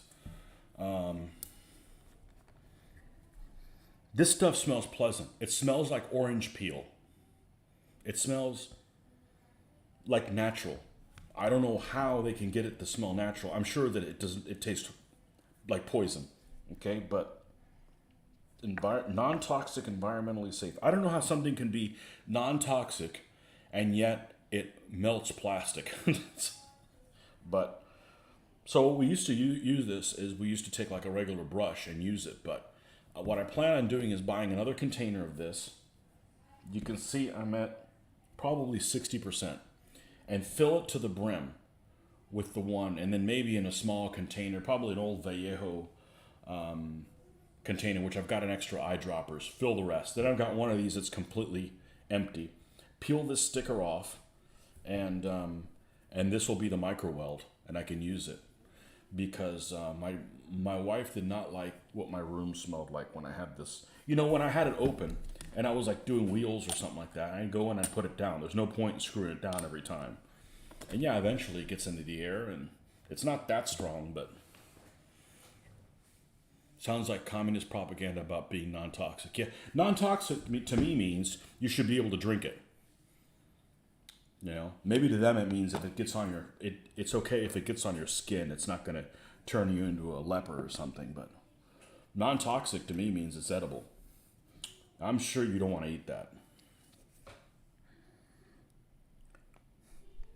I associate non-toxic with restaurant grade.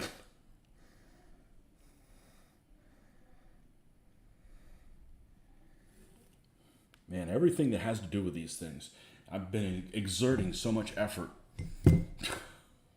squeezing this to my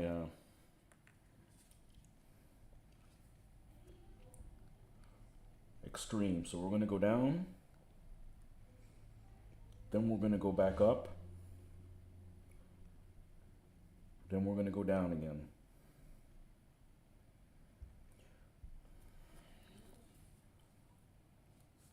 And we're going to store it upside down, which seems to be working okay so far. It's in a big, like, coffee cup.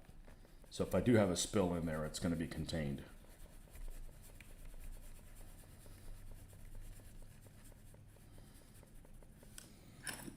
Hopefully. All right. First candidate. Small wheel goes towards the front.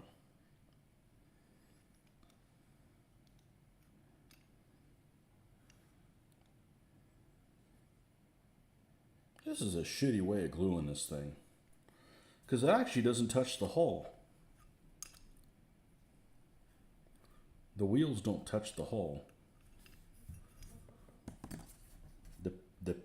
The glue points are here and like here and there and then like here. That's it.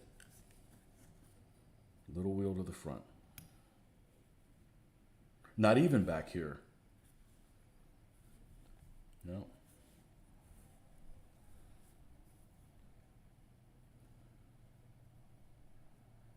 Actually, not even on the hull, because if you glue them to the hull,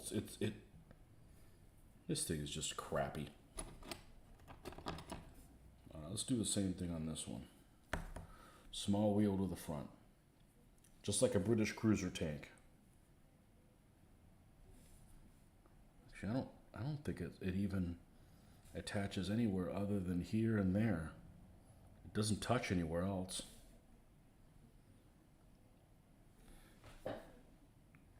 Yeah.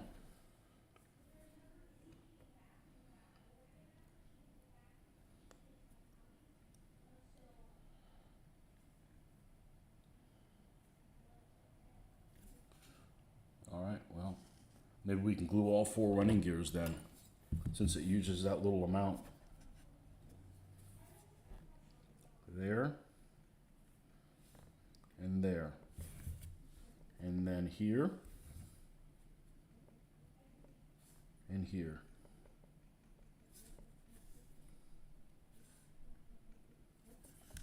And this is probably another candidate. That's probably a good thing that they're on a stand.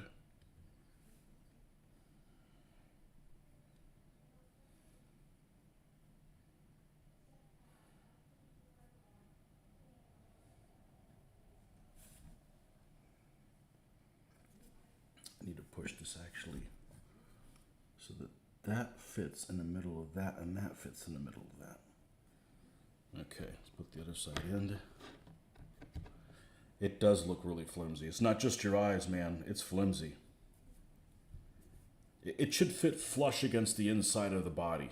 So you got lots of gluing surface. I mean, this stuff is heavy. It actually, yeah, it doesn't even attach on the top portion of this. It's only on the bottom portion. What a piece of crap. What a piece of crap.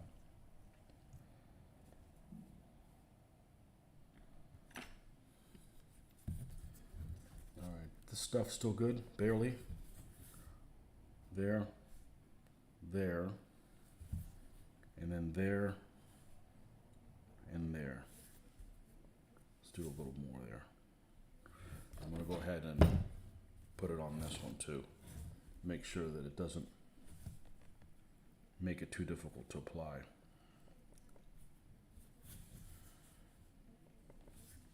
And then we'll mix some other stuff for the next step. Yeah, it's extremely flimsy. Okay, small wheel towards the front.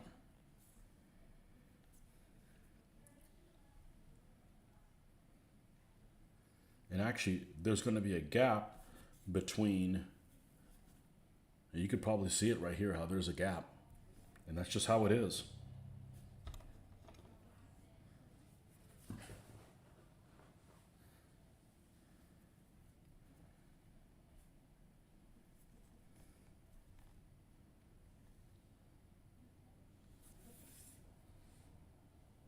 Not recommended. Not recommended.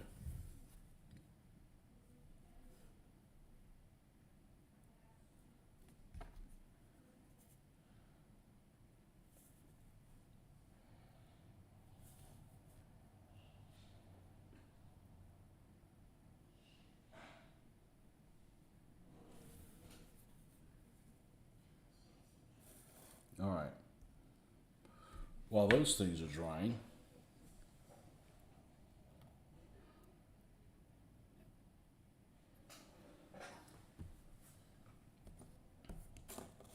let's glue these hatches down. And I don't remember if the other ones I ended up using super glue or not. 2 of these. Everyone's going to get the loader hatch dried, glued down.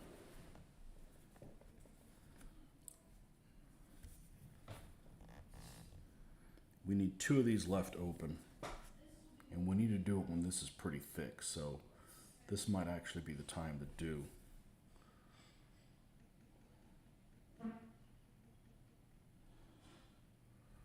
One there.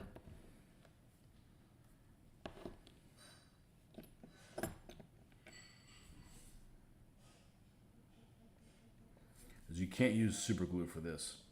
This isn't going to be worth a damn.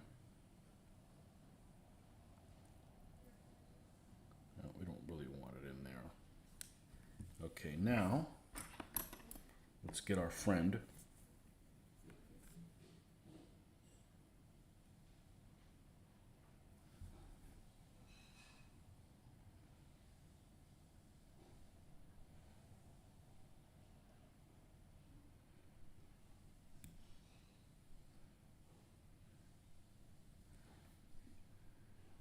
I was a little hesitant of putting any of them open, but after I did the T70 with a commander figure, I really like that. I want them to certainly be the exception, not the rule. I know it closed. Just imagine how bad it would be if I used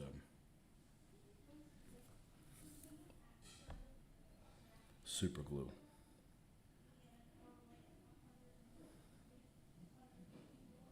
Put that in there.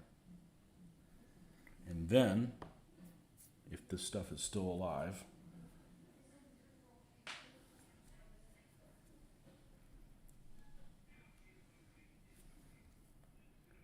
can I get away with putting that in here to kind of prop it up? I bet I can.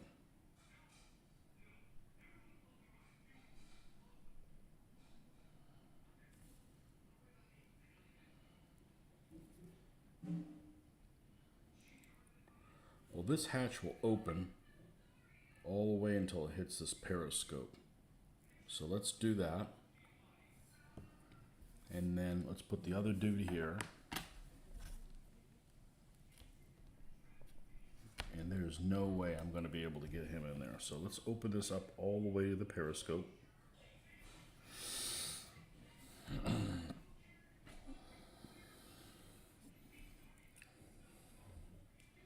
It makes a tiny little bit just for this dude. because I needed some time to look at where the fuel tanks go.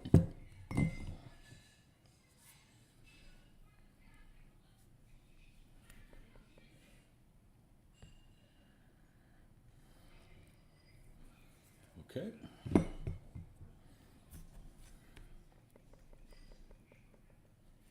Now we can put this clown in here.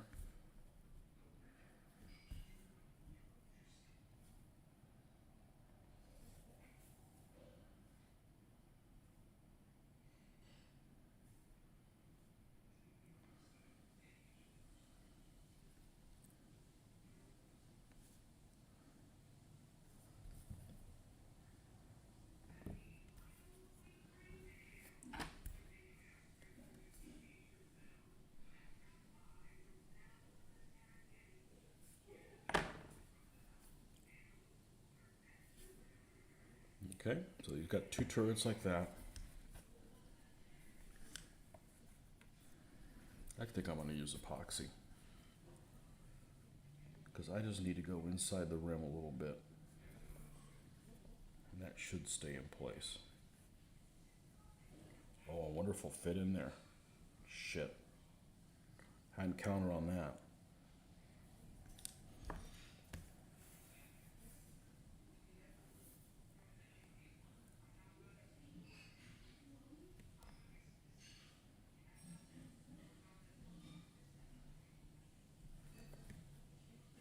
Yeah, it does.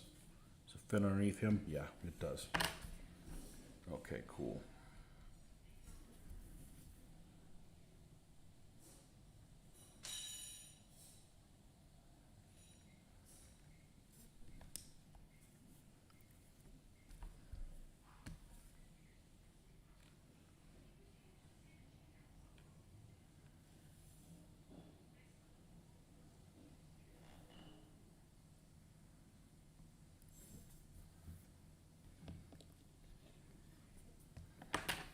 Okay, and this one's going to get both.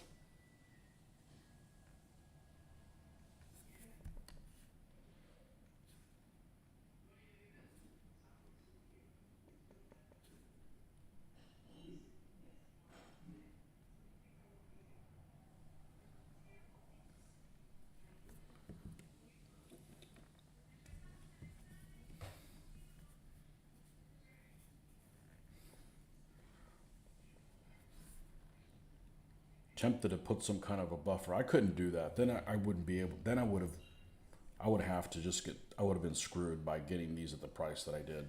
But it is pretty poor.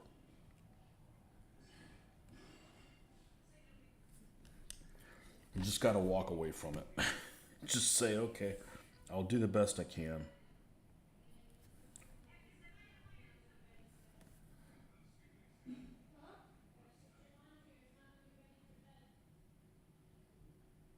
But it's really kind of piss poor.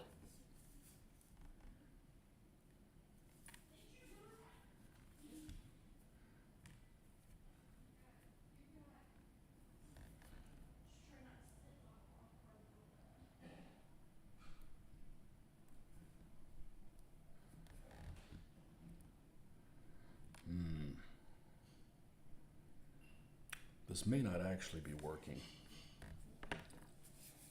All right, let's switch gears.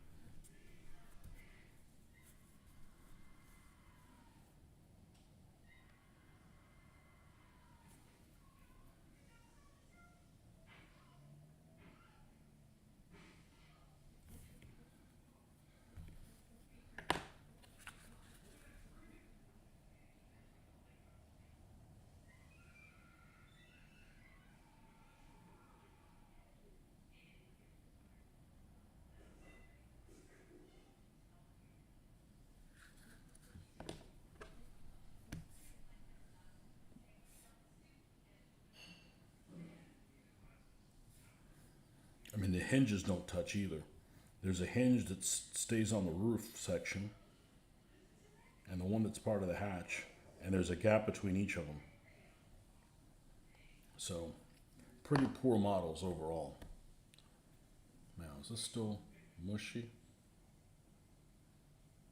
A little bit. Should be safe to do this.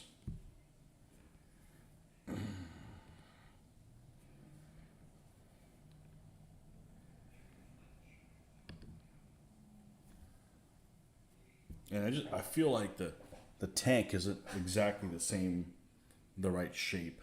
I feel like this is misshapen, which it probably is. But War Games models.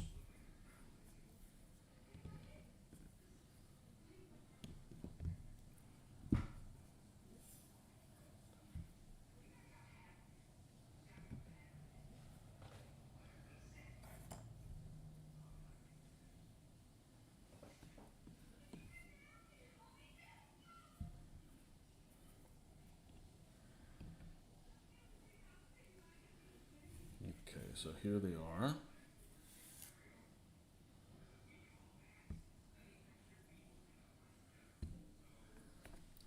All four of them.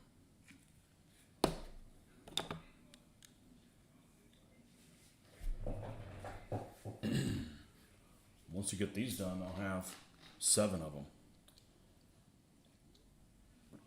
You ever see that World War I movie, Aces High? I don't think so. Just finished watching it and it sucks. The young lieutenant crashes plane into a German plane. Aces High. Is that an old movie?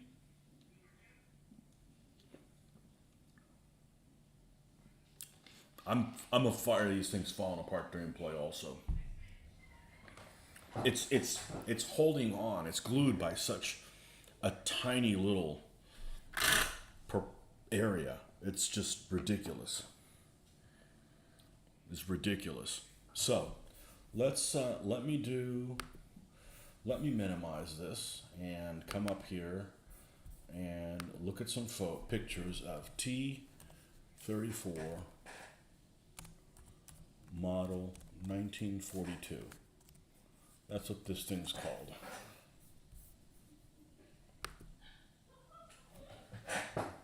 The Mickey Mouse one, as I like to call it.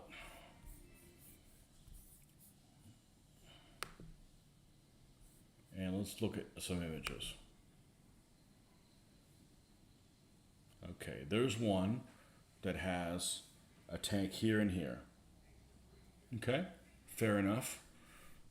So we'll go ahead and give this one 2 tanks. All right. Oh, here's one that has them farther up.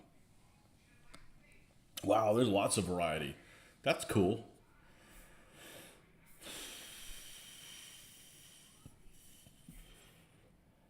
That's cool. I actually like the way the fuel boxes look better. I don't know why. I know they're definitely more impractical. No doubt about it.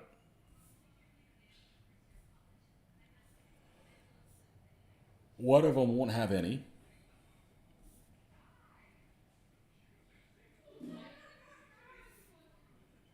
Do any of them have more than 2?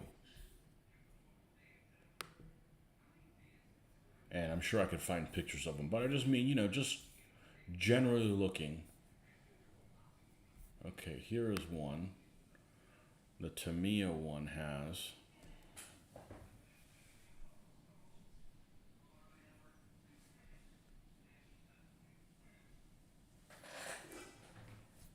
double. So I didn't know this. If you built a Tamiya model, you've probably seen a big box that sometimes sits on the side of the hull here, and it's about maybe 5 foot long, and it's not very deep. And I always wonder what was in there. Apparently, those were boxes that the Soviets filled full of sand and dirt as extra armor on the side. I read about that recently. I was like, huh, that's interesting. That's really quite interesting.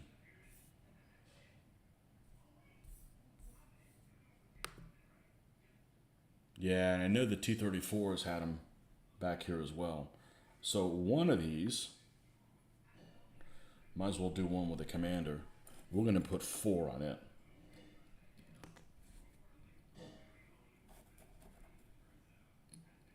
Okay. One will have none. Make it this one. And then this other one, have I seen any that have 3 or 1? Odd numbers. Any?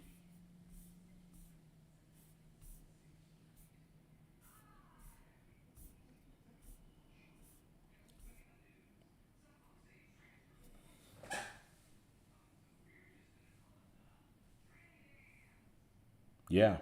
Here's one that has an odd number. Okay, this one will have 3. Okay. It's decided.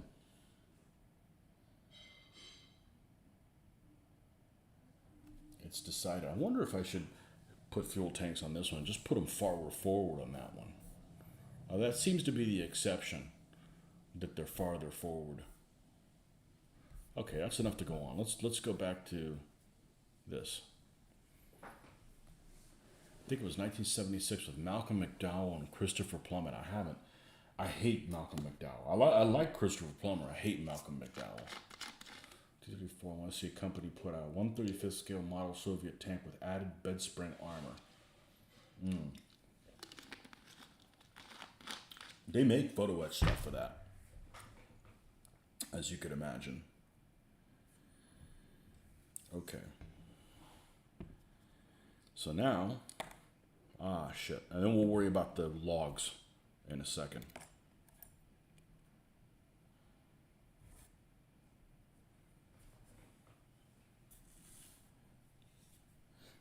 Yeah, go look at the Tamiya T-34-76, the Model 41 one that they make. And it has those wooden boxes. I didn't know that. I mean, why would I think that they would stick it full of, Apparently that's one of the uses for the logs, too, is like extra armor on the Soviet tanks. I just thought it was like they needed to cross something, or I don't know. I mean, I guess every little bit helps with armor, but... Let's go there and go back up and go back down quickly.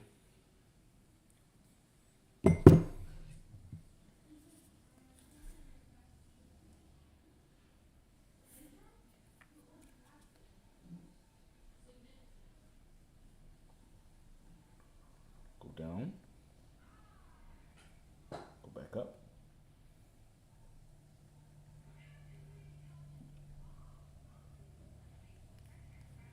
Okay, let's see if we can glue all these fuel tanks with this epoxy. Okay, this one has none. Well, that part's done then. This one has 2. All right, so let's mix this up.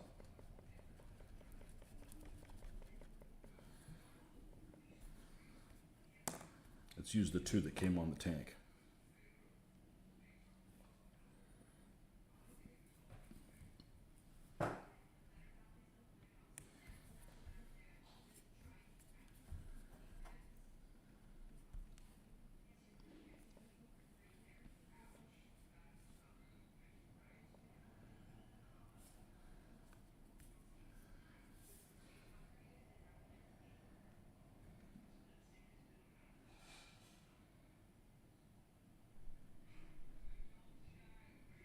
Oh, this is going to be a pain in the ass. This is going to be a pain in the ass. All right. Let's see how we can beat this. We're going to go ahead and apply the epoxy to the tank, but not glue it on. So it's getting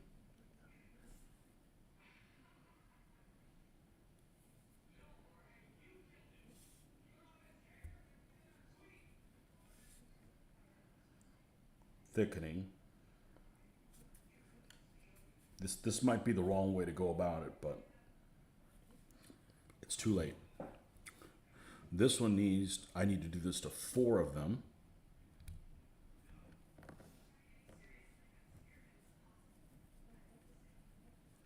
And make sure that the opening on the tanks is facing up. It shouldn't slide off. I think it's thick enough not for that not to happen.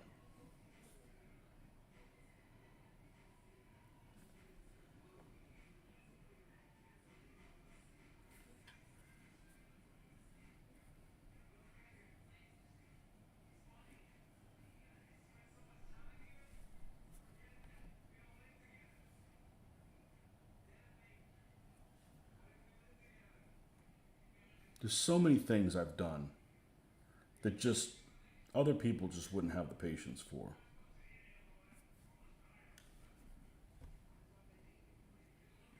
Or many other people wouldn't have the patience for.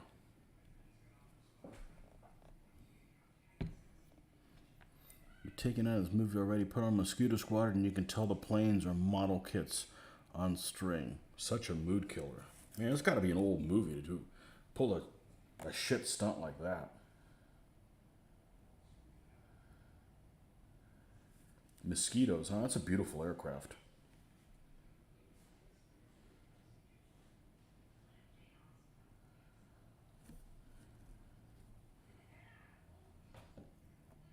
Most British aircraft are really attractive.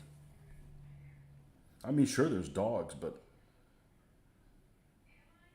there's American planes that are ugly as shit.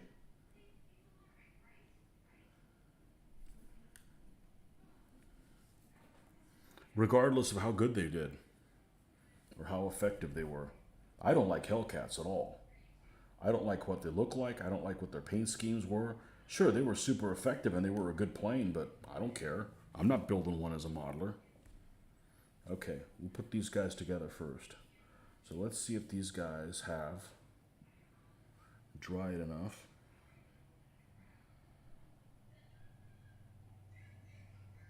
To hold their happy asses in place. They haven't.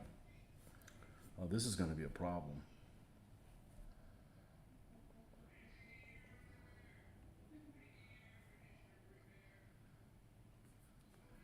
Some of it touches that. See, I'd use tweezers, but if this thing flies out of my hand, I got some problems.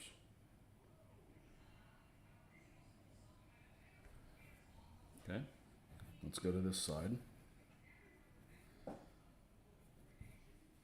This bastard sliding on me. Oh, and I better look that. Does it sit on the running thing there? Let's see.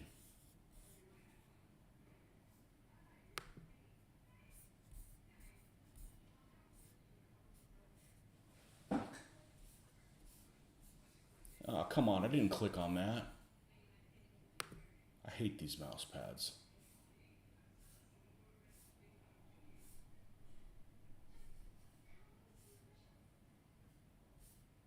Yeah, they sit really low. Okay, well that helps. That helps immeasurably. I didn't think they did.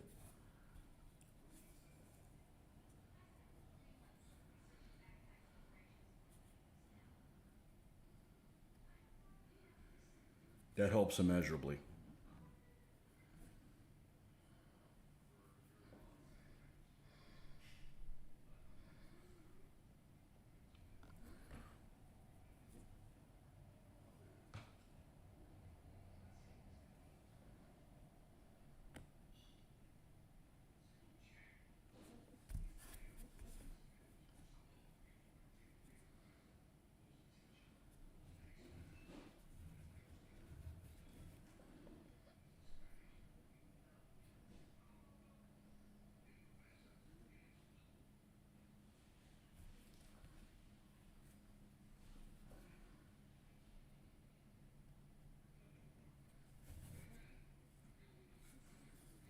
Okay.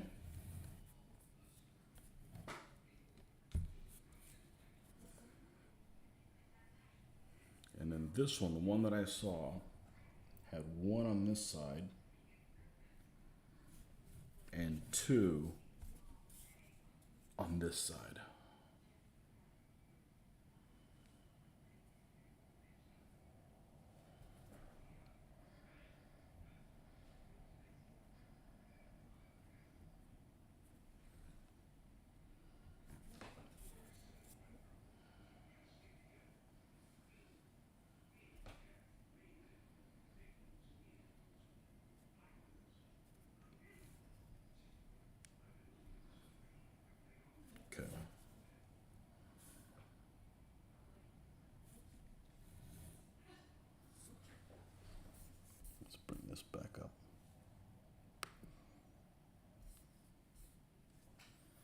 These guys are Skytrex.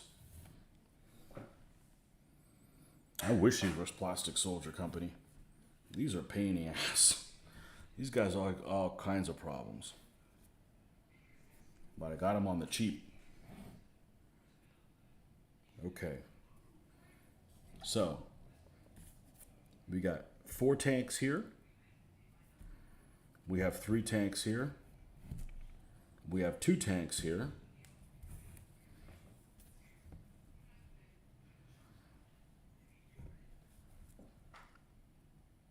There we go. What's this caught on? There we go. And then we have no tanks.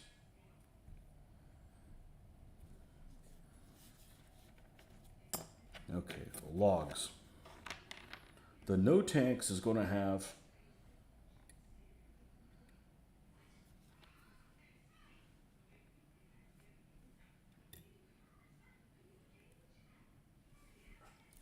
two logs on them.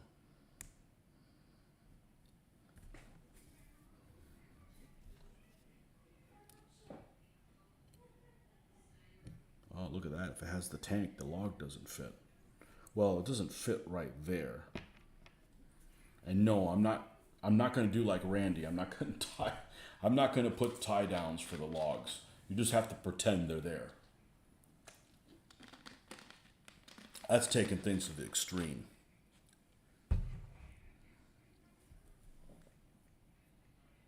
Double log, that's right. We can lay it like this. We're going to do that one like that. This commander doesn't get one. He's got too much going on. And this commander is going to get one.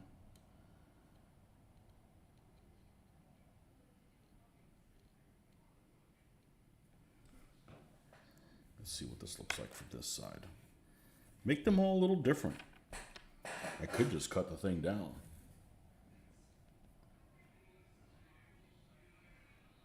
I am going to do that.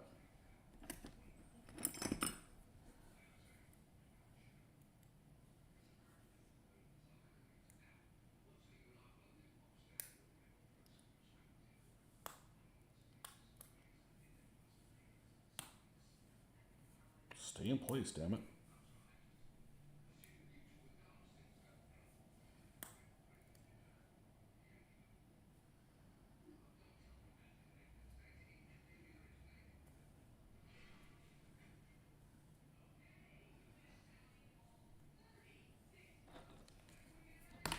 Hey, look, I don't even have to sand the end. There we go.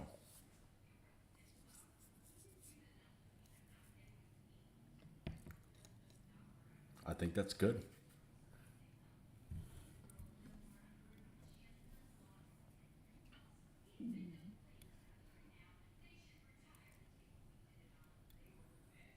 Just like that. They also carry them slung under the rear. Well, I have more T-34s to do. I'd do tie downs if I was putting logs in a static model kit, but not miniatures, yeah. It's just, you can just take things too far. These models aren't worth it. They're pretty shitty, you know. They're pretty shitty. So the other T-34s, none of them had logs on them. So, you know, there's going to be a variety of stuff.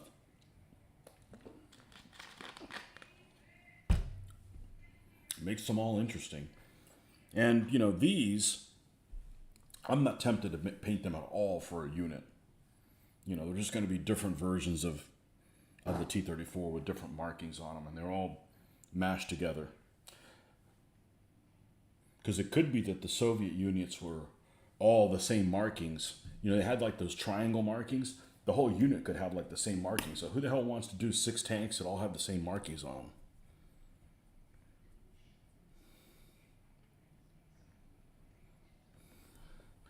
They are game pieces, not show pieces. Not when I'm done with them. These are going to be show pieces. We're going to have a good looking game. I'm going to have a great looking game, or I'm not going to game at all. That's That's my mantra. I'm tired of seeing people with good-looking games and wargaming magazines. I'm going to be one of them.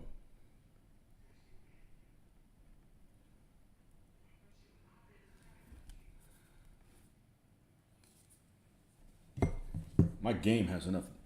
These rules have enough detail to merit them. Let's go ahead and clean this off.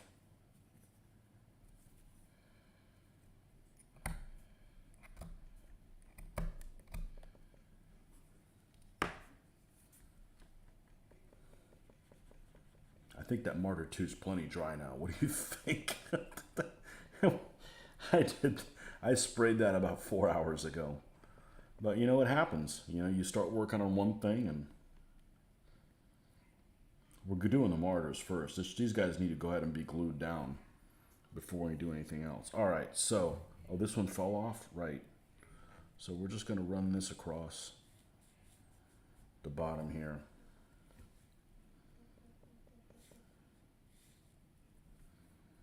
And this should attach this well enough like that. And then the same thing on this side.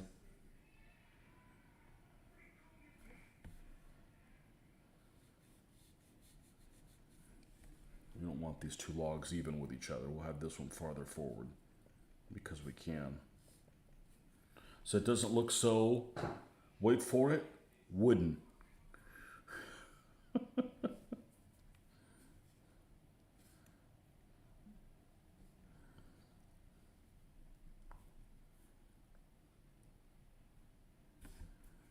Okay.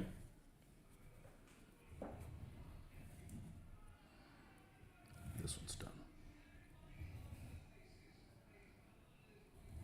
This one has none? Right. And this one has the one that's smaller. Got it. Oh, and we need to glue this one on. Let's not forget, bozo.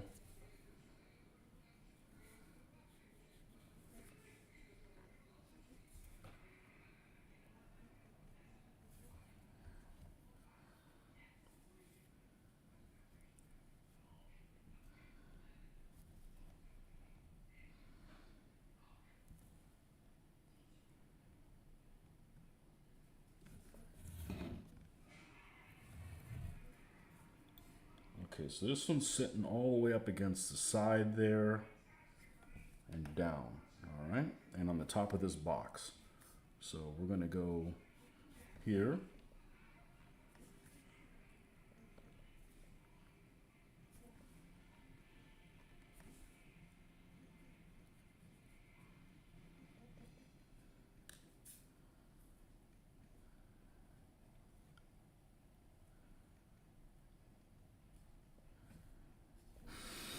Okay. Now let me step away from this and take a look at the individuality that these T-34s have.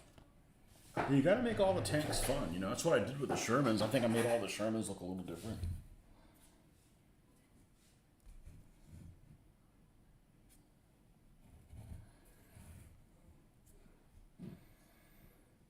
So we got a Command T-34, and these are all the same model. And we took a fender off of it with 1 log and 2 fuel tanks. This is the other Command one with no logs and 4 fuel tanks. Then here's one that has 3 fuel tanks and 1 log, and here's one that has 2 logs, no fuel tanks.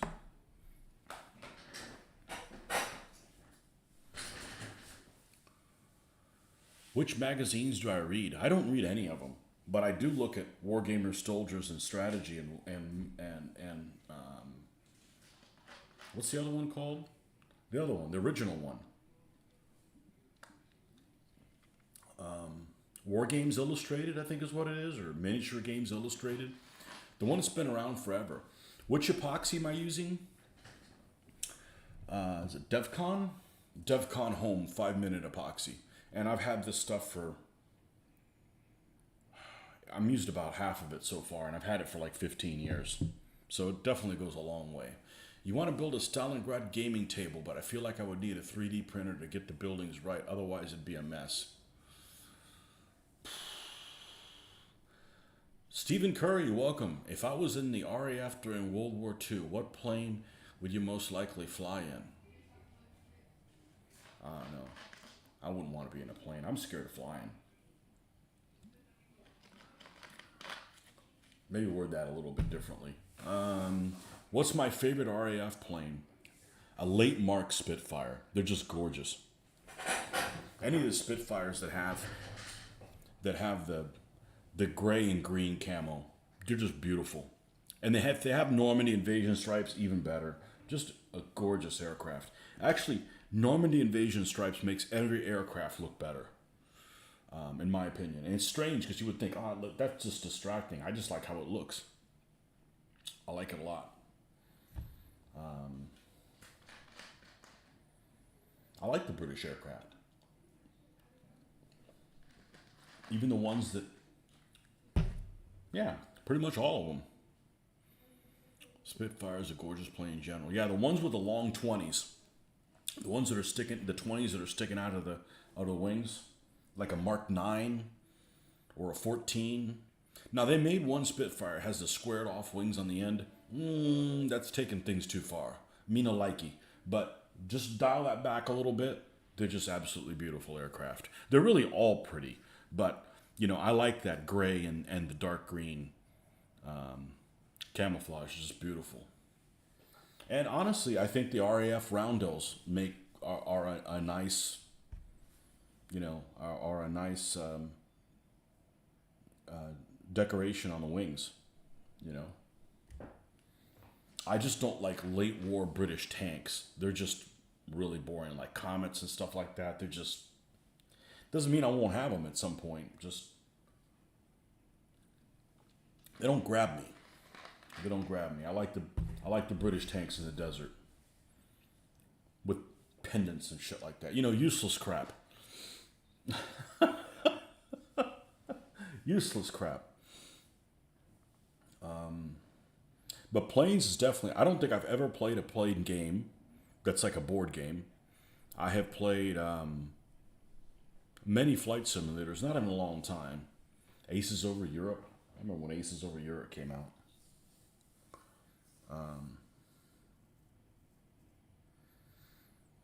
And you go to German planes, other than a Focke-Wulf D9, I think all the Messerschmitts are better looking than the Focke-Wulfs. I'm not a radial engine fan. I don't like how they look. I'll leave that right there. And take whatever you want with it, but I'm not a radial engine fan. So that's why I never liked the Hellcat. How it looked. I'm not saying that it wasn't effective. By that point everything was like overall like dark blue gloss with a minimum of markings. It was probably made great camouflage, but as somebody who's building models, it's hard to get excited over that, I think it's very hard to get excited. So, I don't like that. That's why I think a Wildcat is better looking than a Hellcat because they have basically the same shape, almost the same.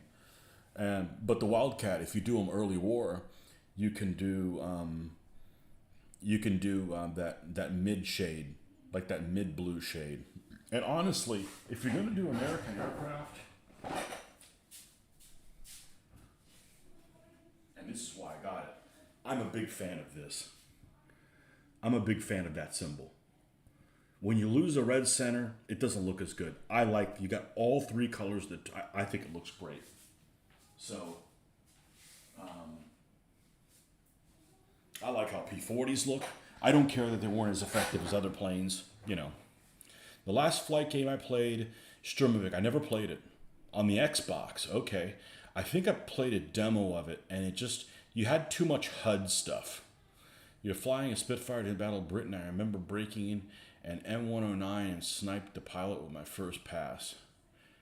Yeah, I don't like going head-to-head and stuff. So, I always like the dog. I don't like going head-to-head. That's a good way to take damage yourself.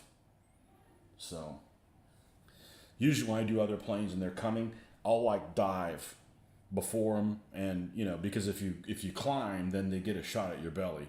But dive so that just not a super steep one, but enough that you get some extra momentum and get out of the danger zone quick, and then try getting behind them. But that's just me, you know. In my limited combat experience, I have a flight simulator game, actually two flight simulator games for the Oculus, and they're amazing.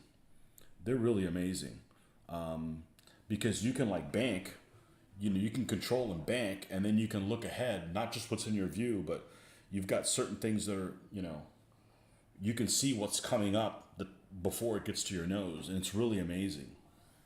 Now, if you get motion sickness, you're screwed with that. I obviously don't get motion sickness because I feel just perfectly fine after I'm done with that. But there's a World War One game that does that. That's the one they made first, and then they did one that's just the Pacific, so they don't have the European planes. It's just the Pacific one, and you'll have a formation like 100 planes in the air. I don't know how the system keeps up with everything, and it's got pretty good graphics, so it's really pretty amazing. But just like any flight simulator game, you find people that are, you know, they find the best planes they want, and that's the only ones they fly. So I'd rather play against the CPU because, you know, you get kind of a mix of different stuff. But I like playing the P40 and that. You got P40, P38, the Corsair. Never been a fan of the Corsair. P51, P47, Hellcat. I think they threw in a Bearcat just for yucks. I think that's it. They don't have any. They don't have any. They don't have any dive bombers or bombers or torpedo bombers that you can fly. But yeah, I remember the first one, Combat Flight Simulator. When I played that one, that was the first one I played against other people, and everybody was in a hurricane because it was the one that. And it's just stupid to have hurricanes fighting hurricanes on two teams. You know, red team versus blue team. No, I want you got to use like German planes, and the other team has to use other stuff. You know.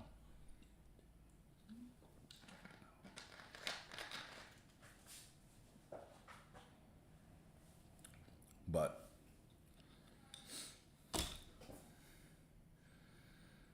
okay, so these guys are ready for the spray booth, so to speak. So I'm gonna go spray these guys. It's gonna take me a little bit of time, and I'll let them sitting there, and then I'll bring Mr. Marder back, and we'll go back to work on it. Okay? It's still early. Be right back in a few.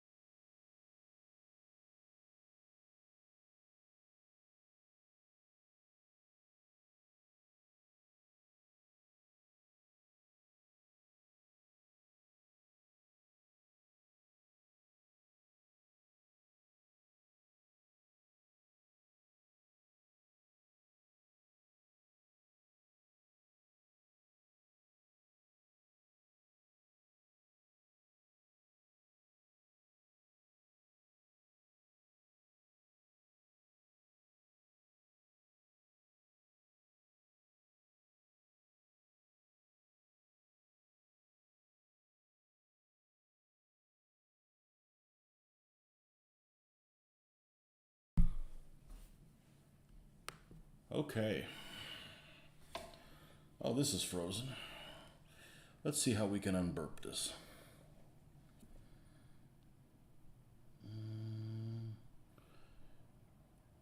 Yes. Okay, now we will restart this again.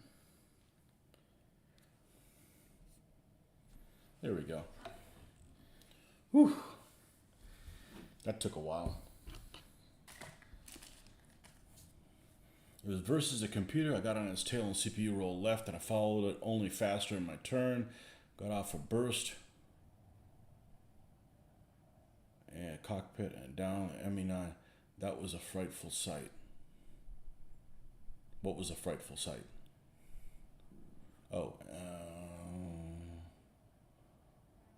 wasn't paying attention, and then out of the corner of my eye, I saw your frozen face, large and in charge. Yeah, I was stuck on another thing. What I did was, I actually took some photos, also of where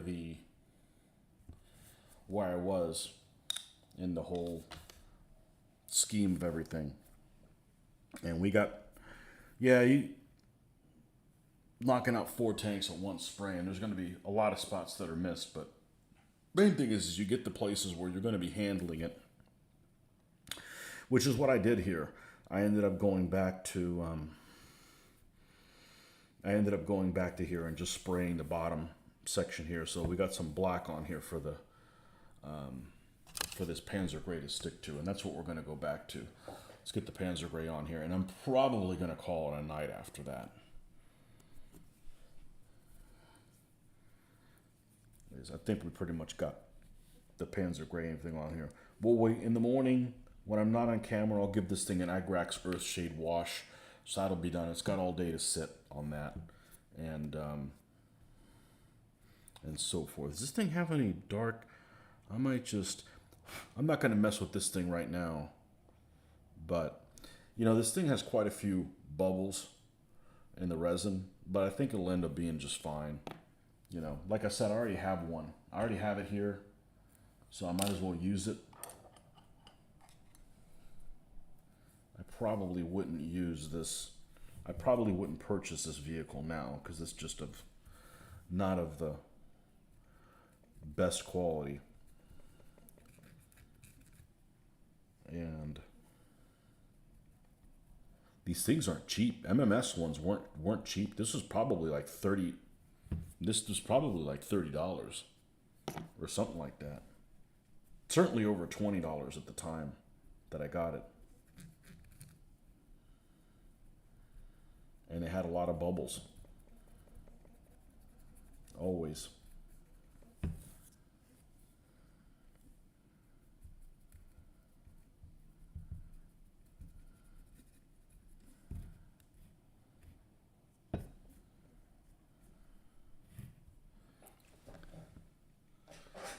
Three hours with the dinner break. Honestly, didn't know how long it was going to go on here. I just know that I wanted to. I'm glad I got those T-34s put together, and I'm excited because they all look different. And they'll end up looking really good, even though they were kind of rough to put together. I think they'll do just fine.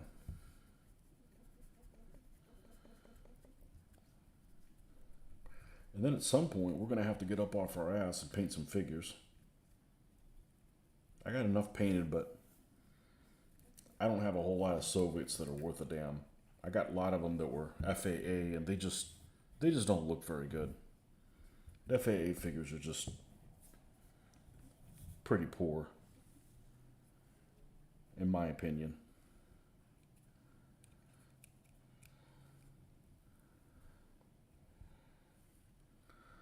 Okay, there is a spot all the way down here.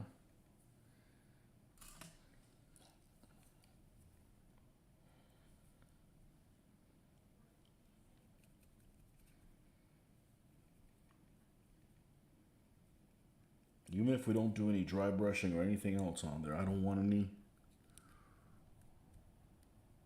metallic color. And probably I'd be the only person that would see it, but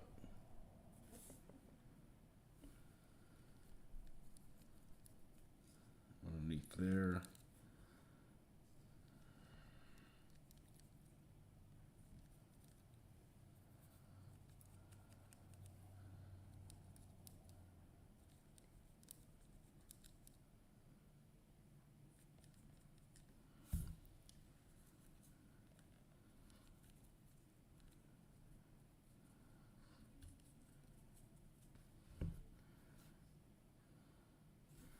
Some of these things they put on here are really suspect, like the seats these came with. I mean, what kind of seats are those? Other than shitty ones. They just don't look right. They're like two freaking slabs. But this thing will end up looking okay, even though it's an ugly vehicle. I think it's an ugly vehicle. I think it'll still end up looking okay. Boy, I hope that's not a flash. I hope that's not a. That might end up being a marking on there. Well, we're gonna leave it because I'm certainly not gonna carve it up right now. I don't want to put any extra pressure on this gun mount because this was probably one of the hardest things to put together I ever have. And I don't know how secure it is even with epoxy and everything. So we're just going to let it ride. Hope for the best. What did I get done miniatures wise? Let's see. I finished the trucks, the 3 trucks, and I finished the two Panzer IIIs, and I started the 3. Well, I didn't finish them, but that's what I got done. Oh, that's not bad. I painted those 2 Panzer IIIs from scratch, and then just worked on the other stuff. Put this thing together. This took actually a while to assemble this, and I did it off camera because I was trying to, figure stuff how I'm gonna do it. But I had those extra pieces of shims, and I think it worked pretty well. The pieces I was missing were parts that were hidden underneath there anyways, and aren't really that noticeable. But we'll give this thing an Agrax Earthshade wash in the morning after this paint is dried, and we'll let that sit. And the next time we get to it, that'll be where we start off. We'll start bringing this thing up to color, and maybe we'll do a camouflage scheme on it. Maybe we won't, but it's going to be a base dark gray. I've seen one with like squiggly yellow lines on it. That might be interesting to do, just for some variety. Okay, folks. Until next time, thanks for stopping by. And yeah, very productive and a lot of hours on it. I probably spent close to 16 hours this weekend painting. So, but hey, I can't think of anything much better than to be motivated.